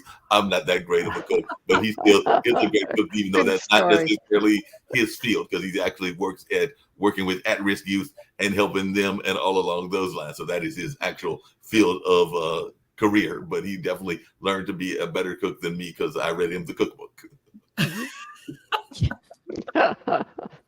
So that's one of those little voice stories that goes on. So that's one that I love to share with folks on a regular basis, just because I find it interesting. But I'm just wondering, what is y'all thoughts about that? Do you think that there is enough respect around those lines, around the gender lines? Because I do think that sometimes we get caught up in the gender lines, even with careers, even today and everything. But I'd love to hear y'all's thoughts about that, because there are still some people that are hesitant about going to a woman lawyer or a woman doctor, and that is a shame. And we know that pay gap is very real. People can deny it all they want to, but that pay gap is very real. But I'd love to hear y'all's thoughts about that. I could talk about the gender pay gap forever, because I help advocate for gender equality. That's what I do nationally and in California. So I'm going to be quiet there. That Don't be my quiet. thought. We like things to go on. So I mean, I Sure. believe in pay equality. I do it with racial equality. I know what day of the year. It's not just with gender, and there's gender fluidity now, and there's also Black women get paid less than, I mean, and then there's the Hispanic, but then there's also, I mean, we can go on and on. It's not as black and white as it used to be. Right. And black and white isn't even like, so there's that. But, women are, I mean, moms are held up to a standard now that it's a perfection standard the society gives. And they're lonely. They're lonely at a level that is unbelievable. There are women at these jobs that you think, oh, I've made it. And they are so lonely. They have no one to talk to. It's not just the tech CEOs that are lonely. They have no one. They've reached these pinnacles where they have to not just look like they're in perfection. Their homes have to be perfect. Everything has to be perfect. And they start looking at people with simple lives going, I want that. And nobody has a life that is as perfect as it looks. Even the simple lives aren't perfect. But you can create a life you want. You really can. You can create a life where you're working 3 days a week. And but people feel these days like life's passing them by. So no matter who you think has this perfect life or that perfect job, or, and they have this seemingly pinnacle of success, they're not like laughing from the gut, that belly laughing with their friends. They're not doing that anymore. And so here you are, this mom, you can't talk about your kids at work.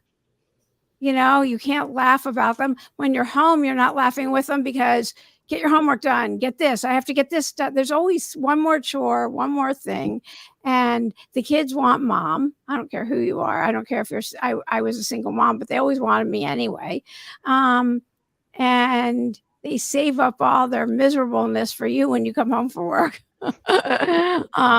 So, I come home and they're like, they weren't like this with me all day. And they save up their crying and their tears, and so you can't win. So it's really important. Self-care is more important than ever. It really is.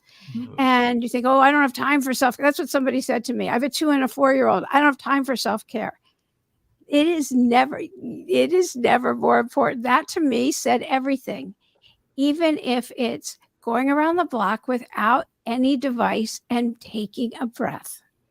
Do it during work and at home. It is so important. And I used to take quarterly long weekends just to recharge, because it's just like putting that the mask on yourself that they talk about on airplane. Luckily, clearly, none of us have ever been on an airplane that went down, but they give you that same spiel. They try to jazz it up now and make it more interesting. But like, you've got to take care of yourself or else you can't take care of anyone. You remember like picking up your kids and swinging them around and being genuinely happy to see them and being with them 100%. Like, that's how you get to do that, is by taking care of yourself. So as far as gender equality with housework or any kind of work, you have to take care of yourself first, or none of that even matters. It just doesn't. The short fuse is going to be short all the time. No, I definitely agree with that. And one of my friends is a person that does a lot of that conversation. Is mostly around women, even though she may be eventually doing one with the guys as well. But that is Jess Everhart, who is in the Durham area, and she has a whole program about reinventing yourself and all along those lines. So that is a thing and a course and other things in workshops and a number of other ways that she teaches it. And a lot of it is what we're talking about, is this mindset and all along those lines. So she is doing a lot of that work and has been doing it for a number of years. I was actually going to make an observation to Dr. Lynn, but before I get to that, Kat, one of the things that I am oftentimes fascinated by is that I have I'm still, like I said, in that space myself, but I have a number of single friends in their 50s and 60s, and some of them are women of different cultures and all along those lines, both our African-American ones as well as Latin and a number of others, even some of the European ones. And they are oftentimes telling me there are not enough good men to go around and all in that space. So I was just wondering your thoughts around that, because I hear that all the time and I'm going like, hey, we're here. Those guys are here. Why are you not looking? And all in that space. But I sometimes feel that it is a frustration that maybe they are dismissing folks that they may not need to be dismissing. But I just wondered your thoughts as one that is married, but you probably have some of your friends that are in that single lane. You're going to put me on the spot with this, and this is a loaded question. I'll put you on the spot. This one, police, but she just froze. Me? I'm freezing. Oh no, you're good now. You're good. Okay, froze. Okay, so no, this is a loaded question. So I think there are good men. let me carefully choose my words. I think there are. We have changed a lot or evolved. Women have evolved a lot, might I say. And so we're, especially Black women, I would say, we have been put in a position to be the man and the woman in a sense, unfortunately. And so because a lot of the guys that are out there that we've seeked or we found are not up to our standards as far as like maturity level or, you know, maybe not even education, maybe just, you know, like work ethic and all that stuff. We've had to take care of guys. I was married before too. This is my second marriage. But I would say it is all in what you attract. I did a post on this the other day. So it's a mindset thing too. So I can't come and try to find a man, a good man, if I'm not a whole woman.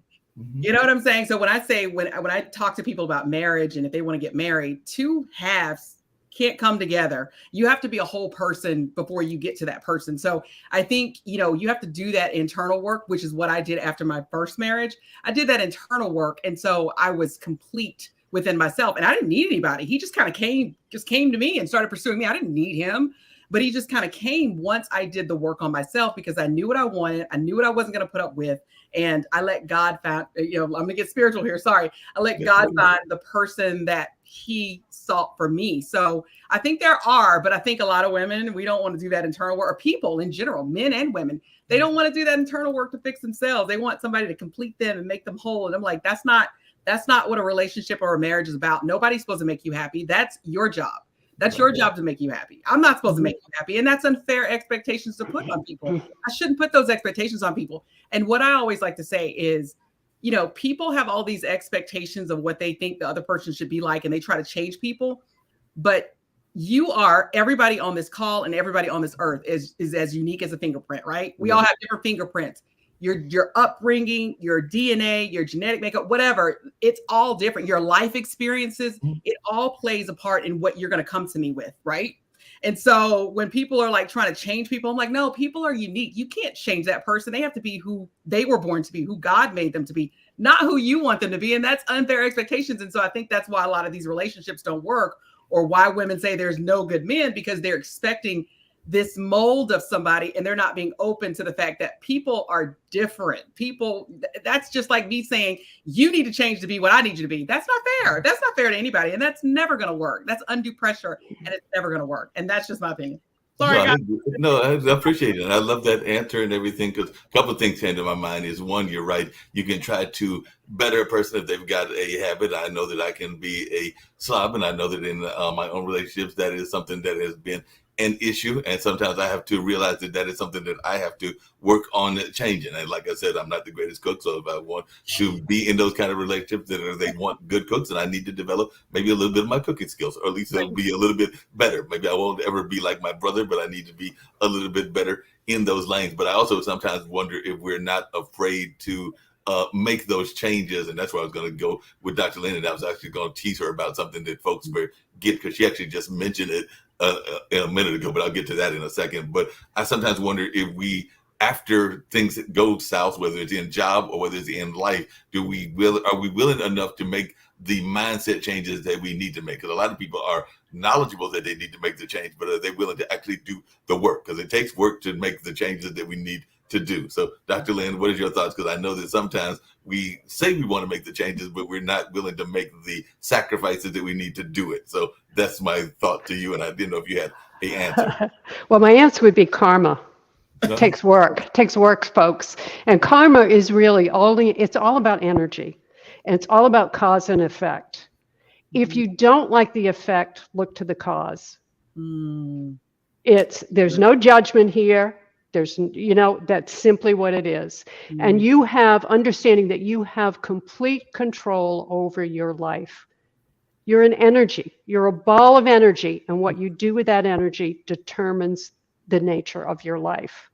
But we give it away. We give it over. We give it away. I want to be pretty enough so all the men want to take me out and date me. I need to have my body in a certain way. Women get caught up in that kind of thing. Am I as pretty as that one? Or a man, is he as handsome as that one? We get caught up in those comparison things. And those things are they're meaningless, because we go back to what everybody has said here, and we've all agreed. We're all unique. We're all we're this beautiful, unique bundle of energy, each one of us, on our own unique path, and enjoy it. Because the biggest thing, according to karma, the greatest amount of energy we as human beings, negative energy we put out there, is destroying joy. So flip it around, because it's everywhere. The media everything is about negativity, negativity, negativity. It's about coming back and just finding joy in the simple things in life. And when you do that, you're going to prosper. No, and along those same lines, I've got friends of mine that, like I said, have told me that they have rediscovered some of their joy, including even some of their relationship joy, when they got to be in that older age, because some of the consequences that exist, I'll just leave it at that, when they are younger, aren't necessarily as much of a risk. So I've definitely seen some people that have said that they have rediscovered some of their joy in terms of their relationship with their partner, whatever that partner is, in their later years. I've definitely heard that from some of my friends, and I don't know your thoughts around that, because like I said, my dad and his lady friend are very much active in life and active in a lot of different ways. So definitely, I think that they are examples of what I'm talking about. Right. Well, when you reach my age and you start getting, you're 70, you're looking down the barrel. You're not youthful anymore. You're moving in that direction. But the wonderful thing about it is, the wonderful thing about aging is what comes with it is wisdom. Right. And once you understand, you don't care as much about stuff. When you hit your 70s, it's a different world you're looking at. You want to get up, you want to smile, you want to be happy, you want to enjoy your life, and you don't have the time for that kind of stuff that you had in your 20s and your 30s, and the game playing and all of that kind of stuff. You just don't have the time for it anymore, because you understand that, life goes by very fast. Time flies. It really flies. Yeah, definitely. Make the most of it. Make the most of it. We have, and I think if you look at the world and you look at your life as this wonderful opportunity and experience, even the bad things, even the things that are terrible. I've been through a divorce. I went through cancer. I've been through all of those things in my life, but I came out a stronger person. I learned something through those experiences, and I can look back at them now and say, that's life.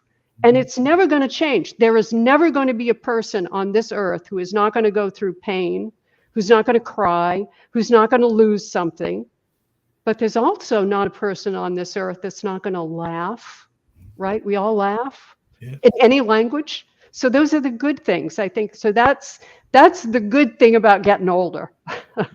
Yeah, no doubt about that. Dr. Lynn, along those same lines that you're talking about laughter, I sometimes wonder if we don't have the joy of maintaining some of that childhood laughter and some of that childhood wonder, because even in my older age, I have definitely done some things that are in that acting part of a children's voice troupe called the Funky Eye Puppets and all of that, and I might be joining another one, but that is something that I didn't discover until maybe a few years back, and got involved with them, and it's voices, and we're playing characters and a number of that kind of thing. So I think that it is fun to rediscover your childhood even in your latter years. But I was wondering your thoughts around that, because I sometimes think that we are feeling that we got to be all serious and not realizing that we can still have that joy that we had in our childhood. And I don't know if Kat or Mark's got some thoughts around that as well.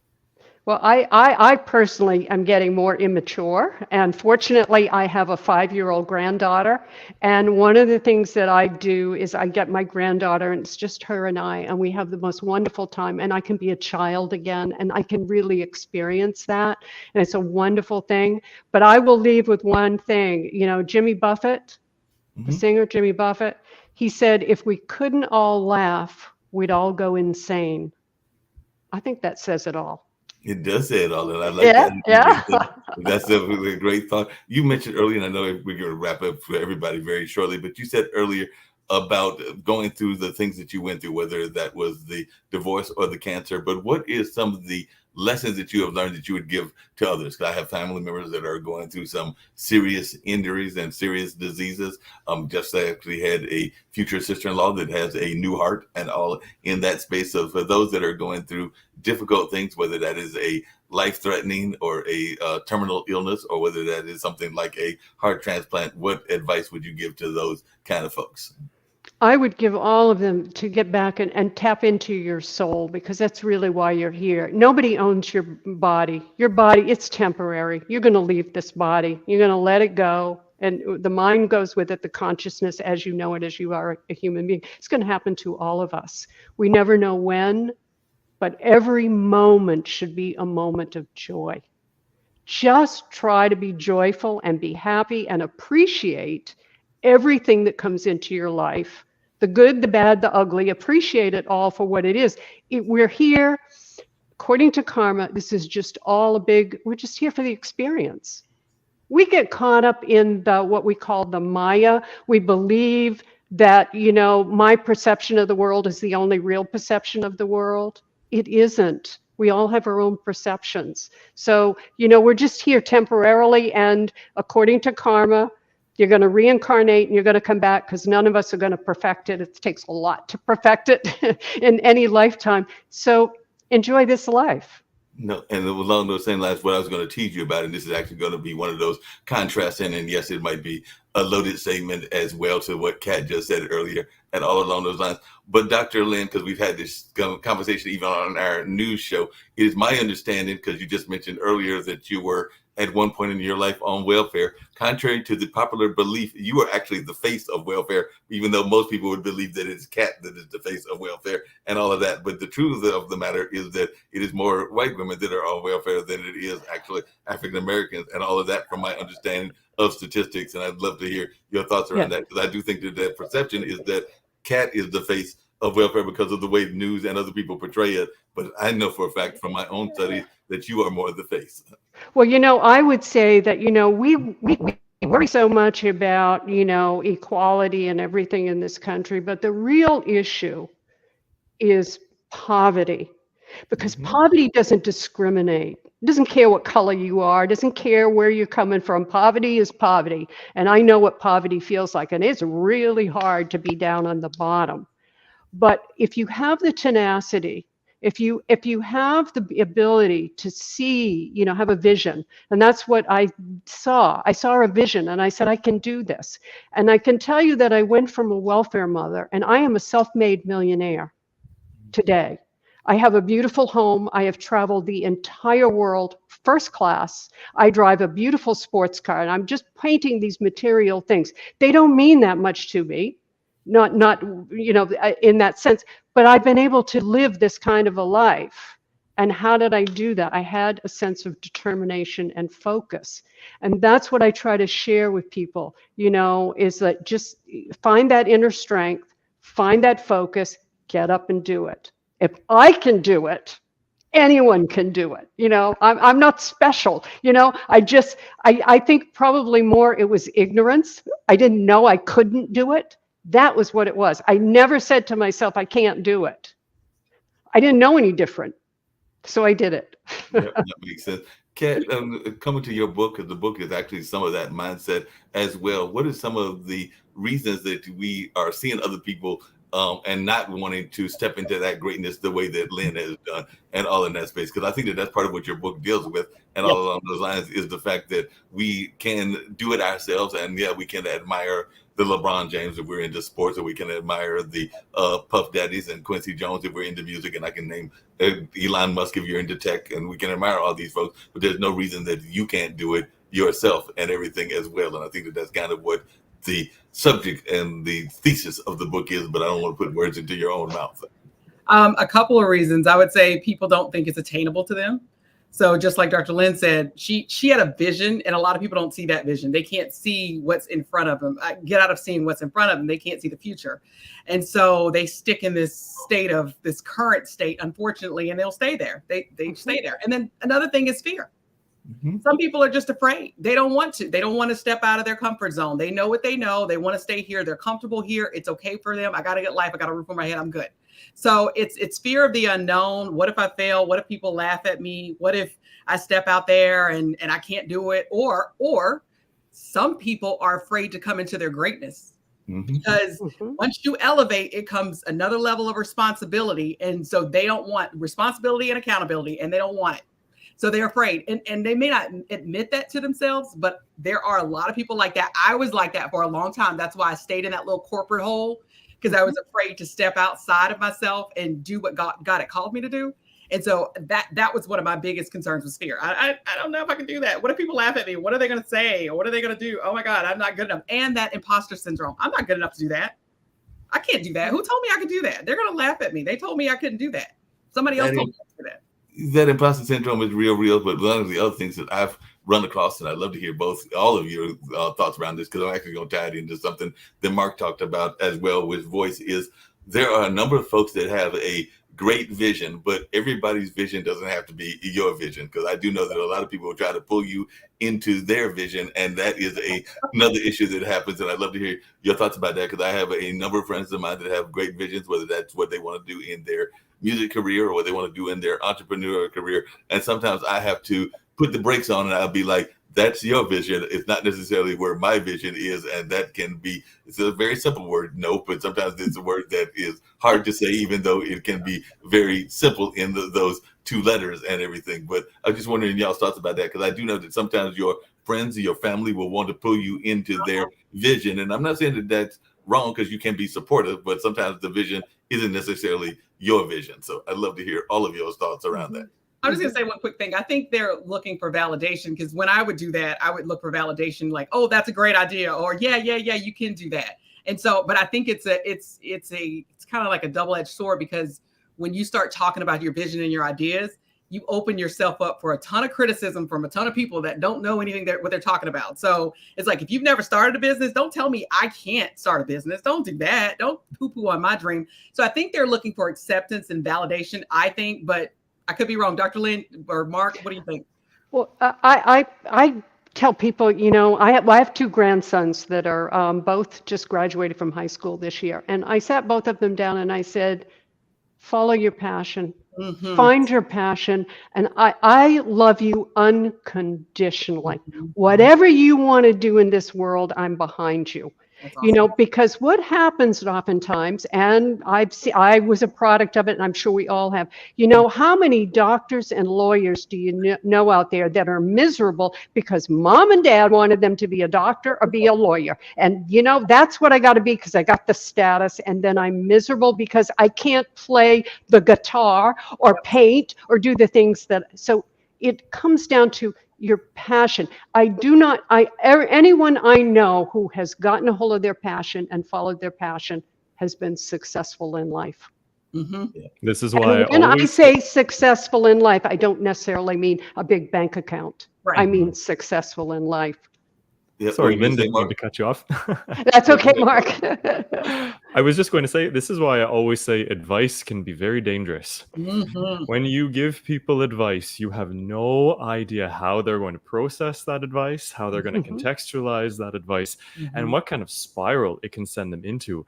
And this is why I often would be the word question, or I'm curious about these programs where we say things like, we need more Black women in medicine. Well, yeah, I love a Black woman in medicine, but what if that woman was Serena Williams? Right. Why are you reducing her to be your status quo of we need a Black woman in medicine, but you've just now ridden the world of the greatest tennis player that ever lived. So your idea of what that little Black woman should do is actually none of your business. That is what that little Black woman is, whatever she wants to be. That gay man is whatever he wants to be. That lesbian trans woman is whatever she wants to be.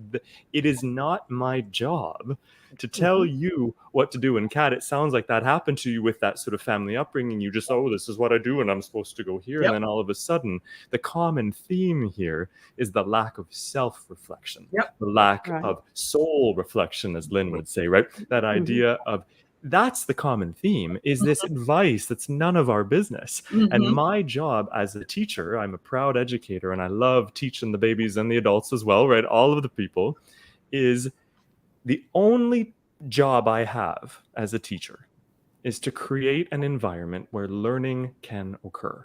Nice. That's my only job. Yeah. I actually think there is way too much teaching in teaching, and there is not nearly enough learning.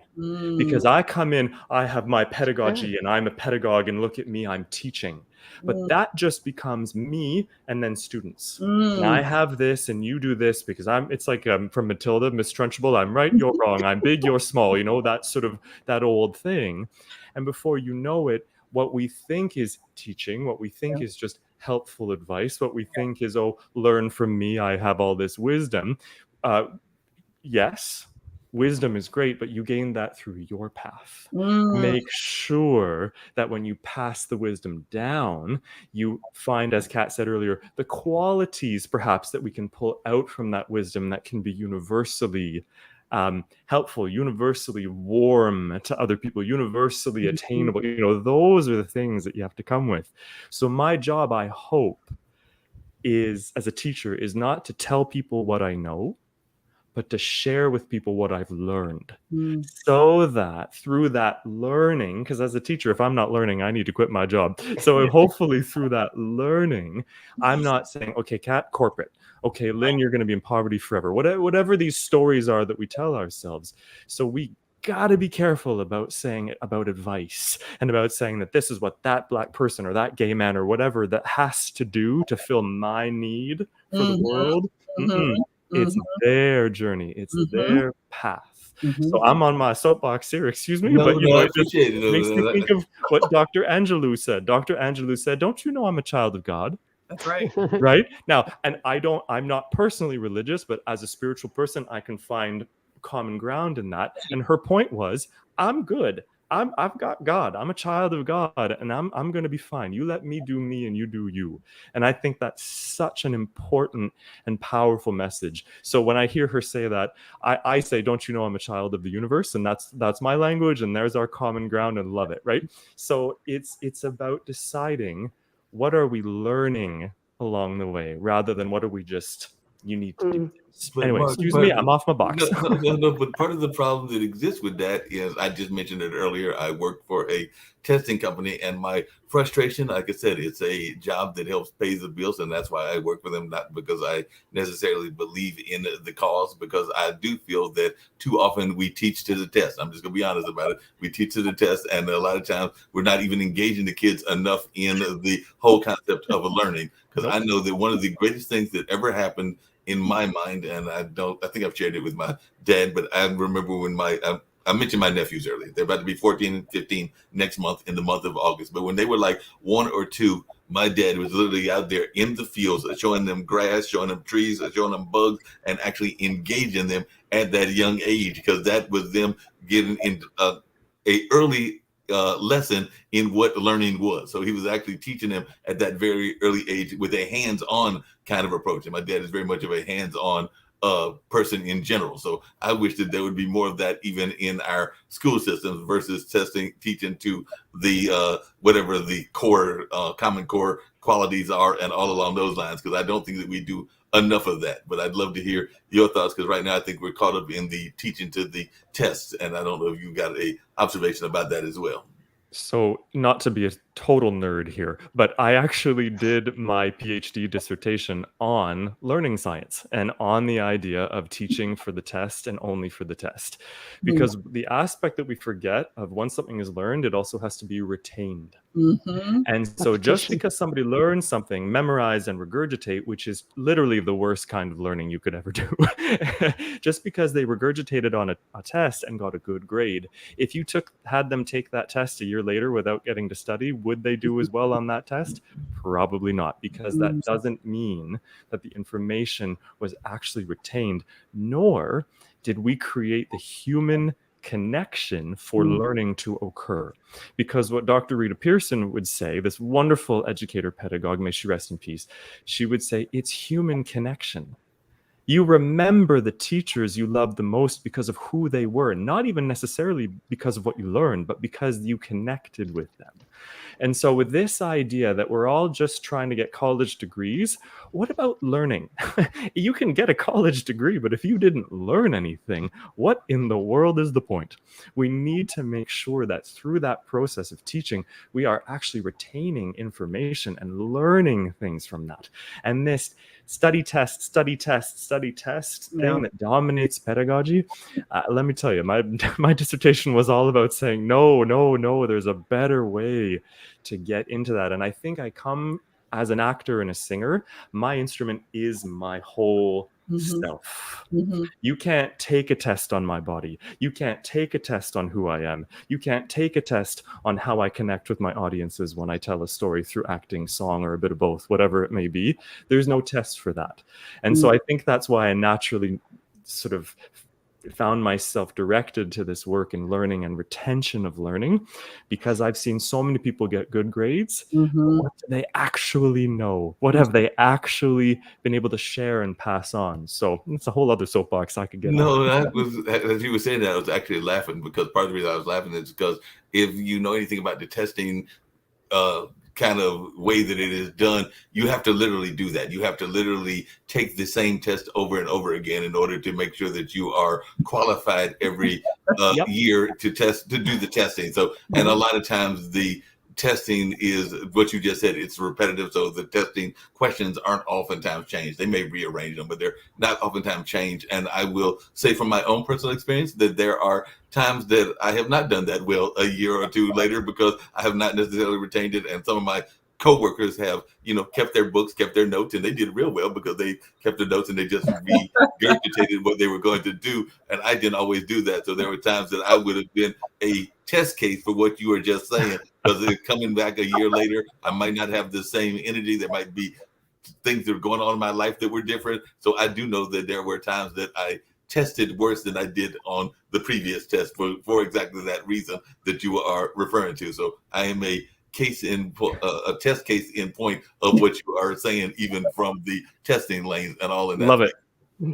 Just really quickly, I got two quick questions and then we'll wrap up the whole thing up. But you kind of mentioned or all of you did, the notion of the imposter syndrome. And so many of us are dealing with that. I know that there are a lot of inner critics and outer critics. So I was wondering to hear from you three, or brought it to the others if they had been able to stick around. But how do you deal with that? Because oftentimes we are listening to both the outer critic, that's those folks that are telling us the reasons that we shouldn't do whatever we want to do. I'm sure that you ran across some of those, Dr. Lynn, and everything. I'm sure you have, Mark, and I'm sure even you have, Kat, as well. And there's also the ones in our own lives. I know that there have been jobs and even relationships that I have not gone for because I have talked myself out of it, because we're having that constant conversation in our head. I should talk to that person if I'm using the dating analogy, or I should go for that job if I'm using the relationship job. And we have that constant conversation with ourselves. And then by the time we get the nerve to go either to the boss and say, I'm ready to apply for the job, they're like, well, Joe got the job. Or then you go and you approach the woman and it's like, I'm already dating Sam or anything along those lines. So we talk ourselves out of these things and then we miss the opportunities. And I'll just leave it at that. But how do you deal with those from a personal standpoint that our audience may be interested in? Well, I would jump in and say that, it begins with, this may sound kind of trite, but it begins with self-love. And what you think of, it's like I had to get to that place because I've been through that whole imposter type thing. And I had to, especially when I first became a doctor, it's like, and people would say, Dr. Lynn, and I'd look around and who are they talking to, and yet I had all this knowledge and I had done all this stuff and I had really worked hard to get to this place. But I had to come to a place where I had to separate myself from my ego, because this has nothing to do with the ego. It has to do with me feeling and having the confidence in who I am and being completely okay with who I am. Let me, if I can put this the right way, it doesn't matter what you three think of me. I hope you think nicely of me. I hope that that would be great, but that's not going to make or break my life. Okay? Because it's about me. If I feel good about me, then I'm just going to put that energy out there and it's going to come back. That's karma. That's my conclusion. Yeah. What about yourself, Kat? And then there's a question that I asked all the guests, and that's one that was 2 questions wrapped into one, but that's where I'll get to wrap the whole show up. But Kat, what's your thought about how you deal with the imposter syndrome? So my mom always says, when you're in your 20s, you think everybody's talking about you and everybody cares about you. And then when you get in your 50s and 60s, she's like, you realize that nobody gave a shit about you. Like, Exactly. they were never talking about you, but you spent all that time worrying about what they were thinking, you know? So I think it's, as you get older, you realize, like, I don't really give a crap because, first of all, nobody's paying my bills. Nobody's in my home every day. Nobody has to live my life. So I really have to figure out what I want to do to make myself happy. And number 2, you got to get out of your own head. It's a mindset game. It's mental gymnastics is going to take place every day of your life. I don't care how, spiritual you are, how grounded you are, how, in love with yourself. Mental gymnastics is going to take place every single day in your life. So I have to get up every day and say, you know what? I'm powerful. I'm strong. I'm amazing. And I have to meditate and talk with, my higher conscious and God, and really, keep myself connected to the source energy, because if I don't, I get wayward and I start feeling so bad about myself because I start looking at everybody else and what I'm not doing and how I'm comparing to them. And I've done it 1,000 times in my life, and I've gotten depressed over it. And it's just depressing every day when you think about that. So I had to get away from that. So I really have to, I got to turn off the news. I got to turn off the TV. I got to turn off the Instagram and the Facebook. And I really have to stay spiritually connected and grounded. And when I find myself drifting, that's the things I go to. And gratitude keeps me here, keeps me in the present. It keeps me in the now. So I have to have gratitude for everything, great, small. No, I definitely agree with that. Before I get to you, Mark, is your answer, Kat, I was actually thinking about that because we have a show here on the network called Que Pasa Mujer, and it's literally Latin women talking about a lot of these issues and the things that they go through as being in the Latin community and all of that. I think one of them is from the Vegas, Nevada area, and the other 2 are from Virginia, and then they'll bring in guests from around. But what you just said about that attitude of voice is oftentimes what they will say, because as I like to jokingly tell them, a lot of people, when they hear Spanish people or any other foreign language talking, they are automatically assuming that they're talking about them, and they're probably talking about what they're going to fix for dinner or what their kids are doing, and it got nothing to do with you or anything along those lines. Wow. Because we make that assumption. We make that assumption that there's that fear, and we're feeling that they're talking about us, even though that is not half the time the case. But Mark, any thoughts around that part of the conversation? Well, absolutely. And it actually sort of brings up my answer about the imposter syndrome. Anyway, so there we go. 2 birds with 1 hand. It's that idea. I'm going to actually play off something that Lynn said.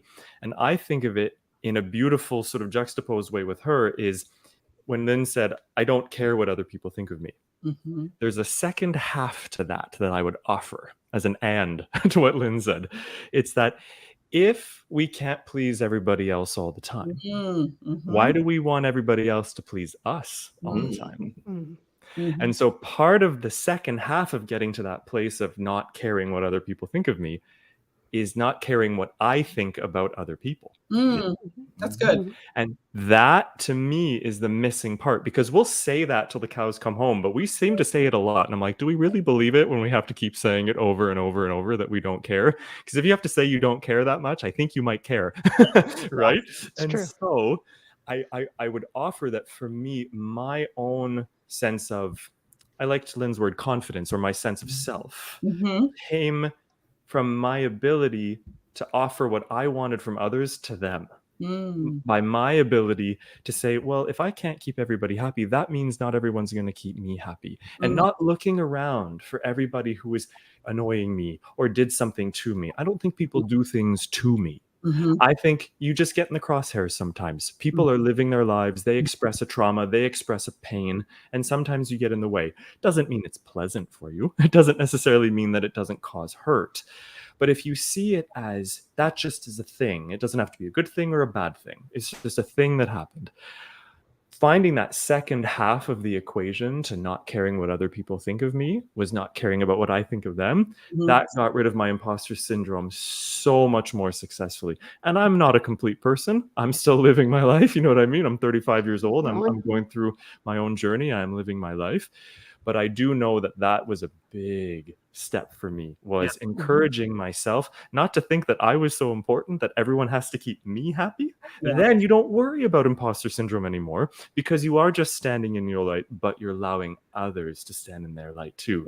And even allowing, who am I? Why do I get to allow anyone else? That, even that phrase actually kind of weirded me out that I just said it that way. It's not my job to allow anyone else to be in their light. They're a child of God. I'm quoting Dr. Angelou again, right? I mean, that's the idea. It's they're doing their thing, I'm doing mine, but we have to add as an and to what Lynn said, that if we don't care what other people think of us, other people don't care what we think of them.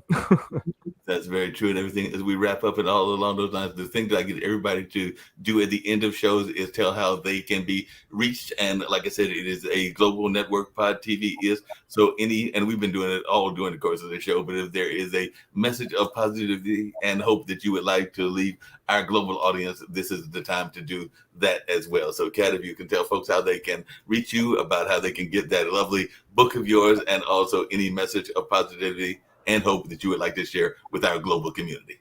Sure. KatSterling.net is my website, and you can reach me on all platforms at The Real Kat of Atlanta. That's on YouTube, Instagram, and TikTok. And I'm also on Facebook as Kat Sterling. So, and you can get my book on Amazon. It's Why They're Winning and You Are Not. It's on Amazon. It was an Amazon bestseller. Yay. But if I had to leave people with one word of advice, there's so many things I could talk about here. I would say, don't take life so seriously and don't be too hard on yourself, because every day is not going to be a win. Every day you're not going to be on a high. You're going to have these peaks and valleys, but just know that your life is a journey. And I like to compare it as like a river. Like your life is like a river, and it's going to have debris. It's going to have twigs. It's going to have sticks. It's going to have jagged terrain. And sometimes it's going to flow straight, but it's never always going to be straight and peaceful and clean and pretty. Those branches and those jagged rocks are making you into a whole person. And so as you go through your journey, it's all about elevating and getting to the next level and being who God created you to be. So that's just my word of advice. I appreciate it. Dr. Lynn, and by the way, this is for everybody. Y'all are all welcome to come back on any other dinner parties or any of the other shows on Pod TV. And I hope that you will make return trips, because definitely I love having these conversations and sharing and having people even make return visits as well. So I do hope that y'all will take the invitation to come back in and join these conversations when you are available. But Dr. Lynn? I'm at drlynn.com. It's spelled out DOCTORLYNN.com, and everything's there. My classes, my books, everything. You can Facebook, Instagram, everything's right there on the website, so that anyone can go to the website and find out anything about me. It's all an open book. That I would leave with two things. First, you'll always hear me say, your health, body, mind, and soul is the most important thing in this world. And that is number one. That has to be number one. And then I would say, be true to yourself. Yep, I definitely going to agree with that and everything. Mark, if you can tell folks how they can reach you and all along those lines. And then after that, we'll actually close out with a friend of mine that is doing a award ceremony for teachers, and he's actually in Oklahoma and all in that space, and he's actually honoring not just the teachers but those that are behind the scenes, like the cafeteria workers or the janitors and a number of others that keep those things running. And this is actually a commercial, I believe, from 2020, but I do know that the one for this year, I believe, is coming up in August, but he does do it annually, and it's all about saluting the folks. And I think he's actually going to eventually travel, and he might even be coming to Atlanta, but they started it in Oklahoma first to honor those, whether it's the teachers or not just the teachers, but the coaches and the what some people call the secondary staff. That's awesome. I love that. Yes, thank you to our teachers and all the people in the building. Janitors, everybody's involved. It takes a village, right? So in terms of reaching me, I am at Mark L. For my middle name is Leslie, Mark L. Wilkinson. That's Twitter and Instagram, and you can link to my website from there. Thank you for asking. I appreciate that plug. And my word of hope and positivity would be, nothing that you've ever been through has gotten you down. Yeah, powerful. You're still here. Yeah. There isn't a thing you've been through that you haven't made it through. So that means you've done it before. And I can tell you, as a performing artist, pianist, singer, actor, all those things, you get to Carnegie Hall, practice, practice, practice. And so resilience, unfortunately and fortunately, takes practice. And so everything that you've been through, you've made it through, right? No matter how hard the yoga class is, you get to Shavasana at the end. You get to lie on your back and relax at the end. And you do too. Everything you've been through, you've made it through. So that means the next thing that happens, you're going to get through that too. And the next thing after that, like a basketball coach at Duke University said, life doesn't get easier. You just do hard better. That's all it is. So everything that's happened to you, you've made it through. So you're going to keep going. I know it. I'm glad you mentioned Duke because I'm actually literally just around the corner from Duke. If I step outside, I probably can throw a rock at the campus. And ironically, speaking of the basketball team, they recently came to that cultural arts center that I was referring to, because one of the things that the new coach is doing is that he is trying to make sure that they understand that whether they're here for a year or they're here for the 4 years, they are part of the community. So they actually came to the Hayti Heritage Center to learn about the Black Wall Street and the culture, and to get a lecture from yours truly, as well as Mark Anthony Neal and others, and got to engage in that conversation. And it was fascinating because some of them already had a framework of that knowledge, and we just already had some knowledge about what they had learned already. We're bringing that into the context of the conversation, but it was quite interesting, and definitely some interesting dialogue, because one of the stained glass pictures is of Mr. Duke, because when the building was built as a church, because it's a converted church now, but it was a original AME church, it was actually got some money and some funding from Mr. Duke, and they put on the stained glass. And it was a little bit of that ego, because we're talking about some of the things that goes on, and he said that he would give the money, but he wanted to have his image, and his image is actually higher than the image of even the angels and Jesus. But I personally think that the Haitians might got a little bit of revenge, because if you look up at the steeple, there is a Haitian symbol that is up there as well. So I think that some of the people of Haitian descent were like, yeah, you can have your image and your image in a prominent space, but we're going to sneak a little bit of our culture in there as well. So that was just something that is interesting from a historical standpoint, but it was just good to see them. And then talking to my boss there, we are hoping that it will be an annual thing. So I might be having conversations with the Duke basketball players on an annual basis, where they will be learning about the history and finding a way to engage themselves in the community, because they came there and then they went to a historic chicken joint that is also known here in the area as well. So they got that visit, and there might have been some other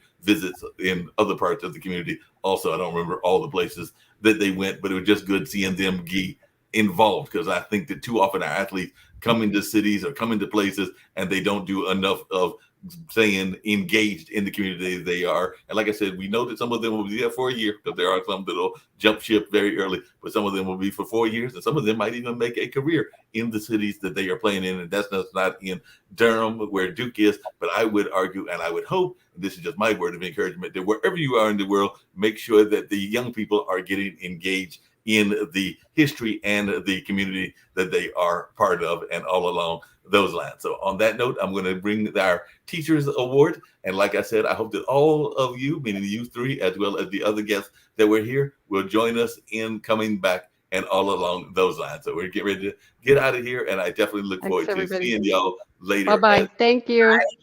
Thank you.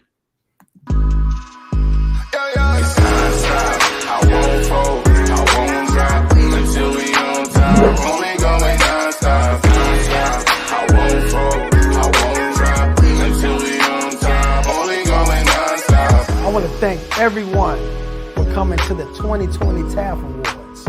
This was a show like no other, people. This is the Grammys for dignitaries, educators, and support staff around the state of Oklahoma and worldwide. We cannot do this without the support of the people. So we thank you.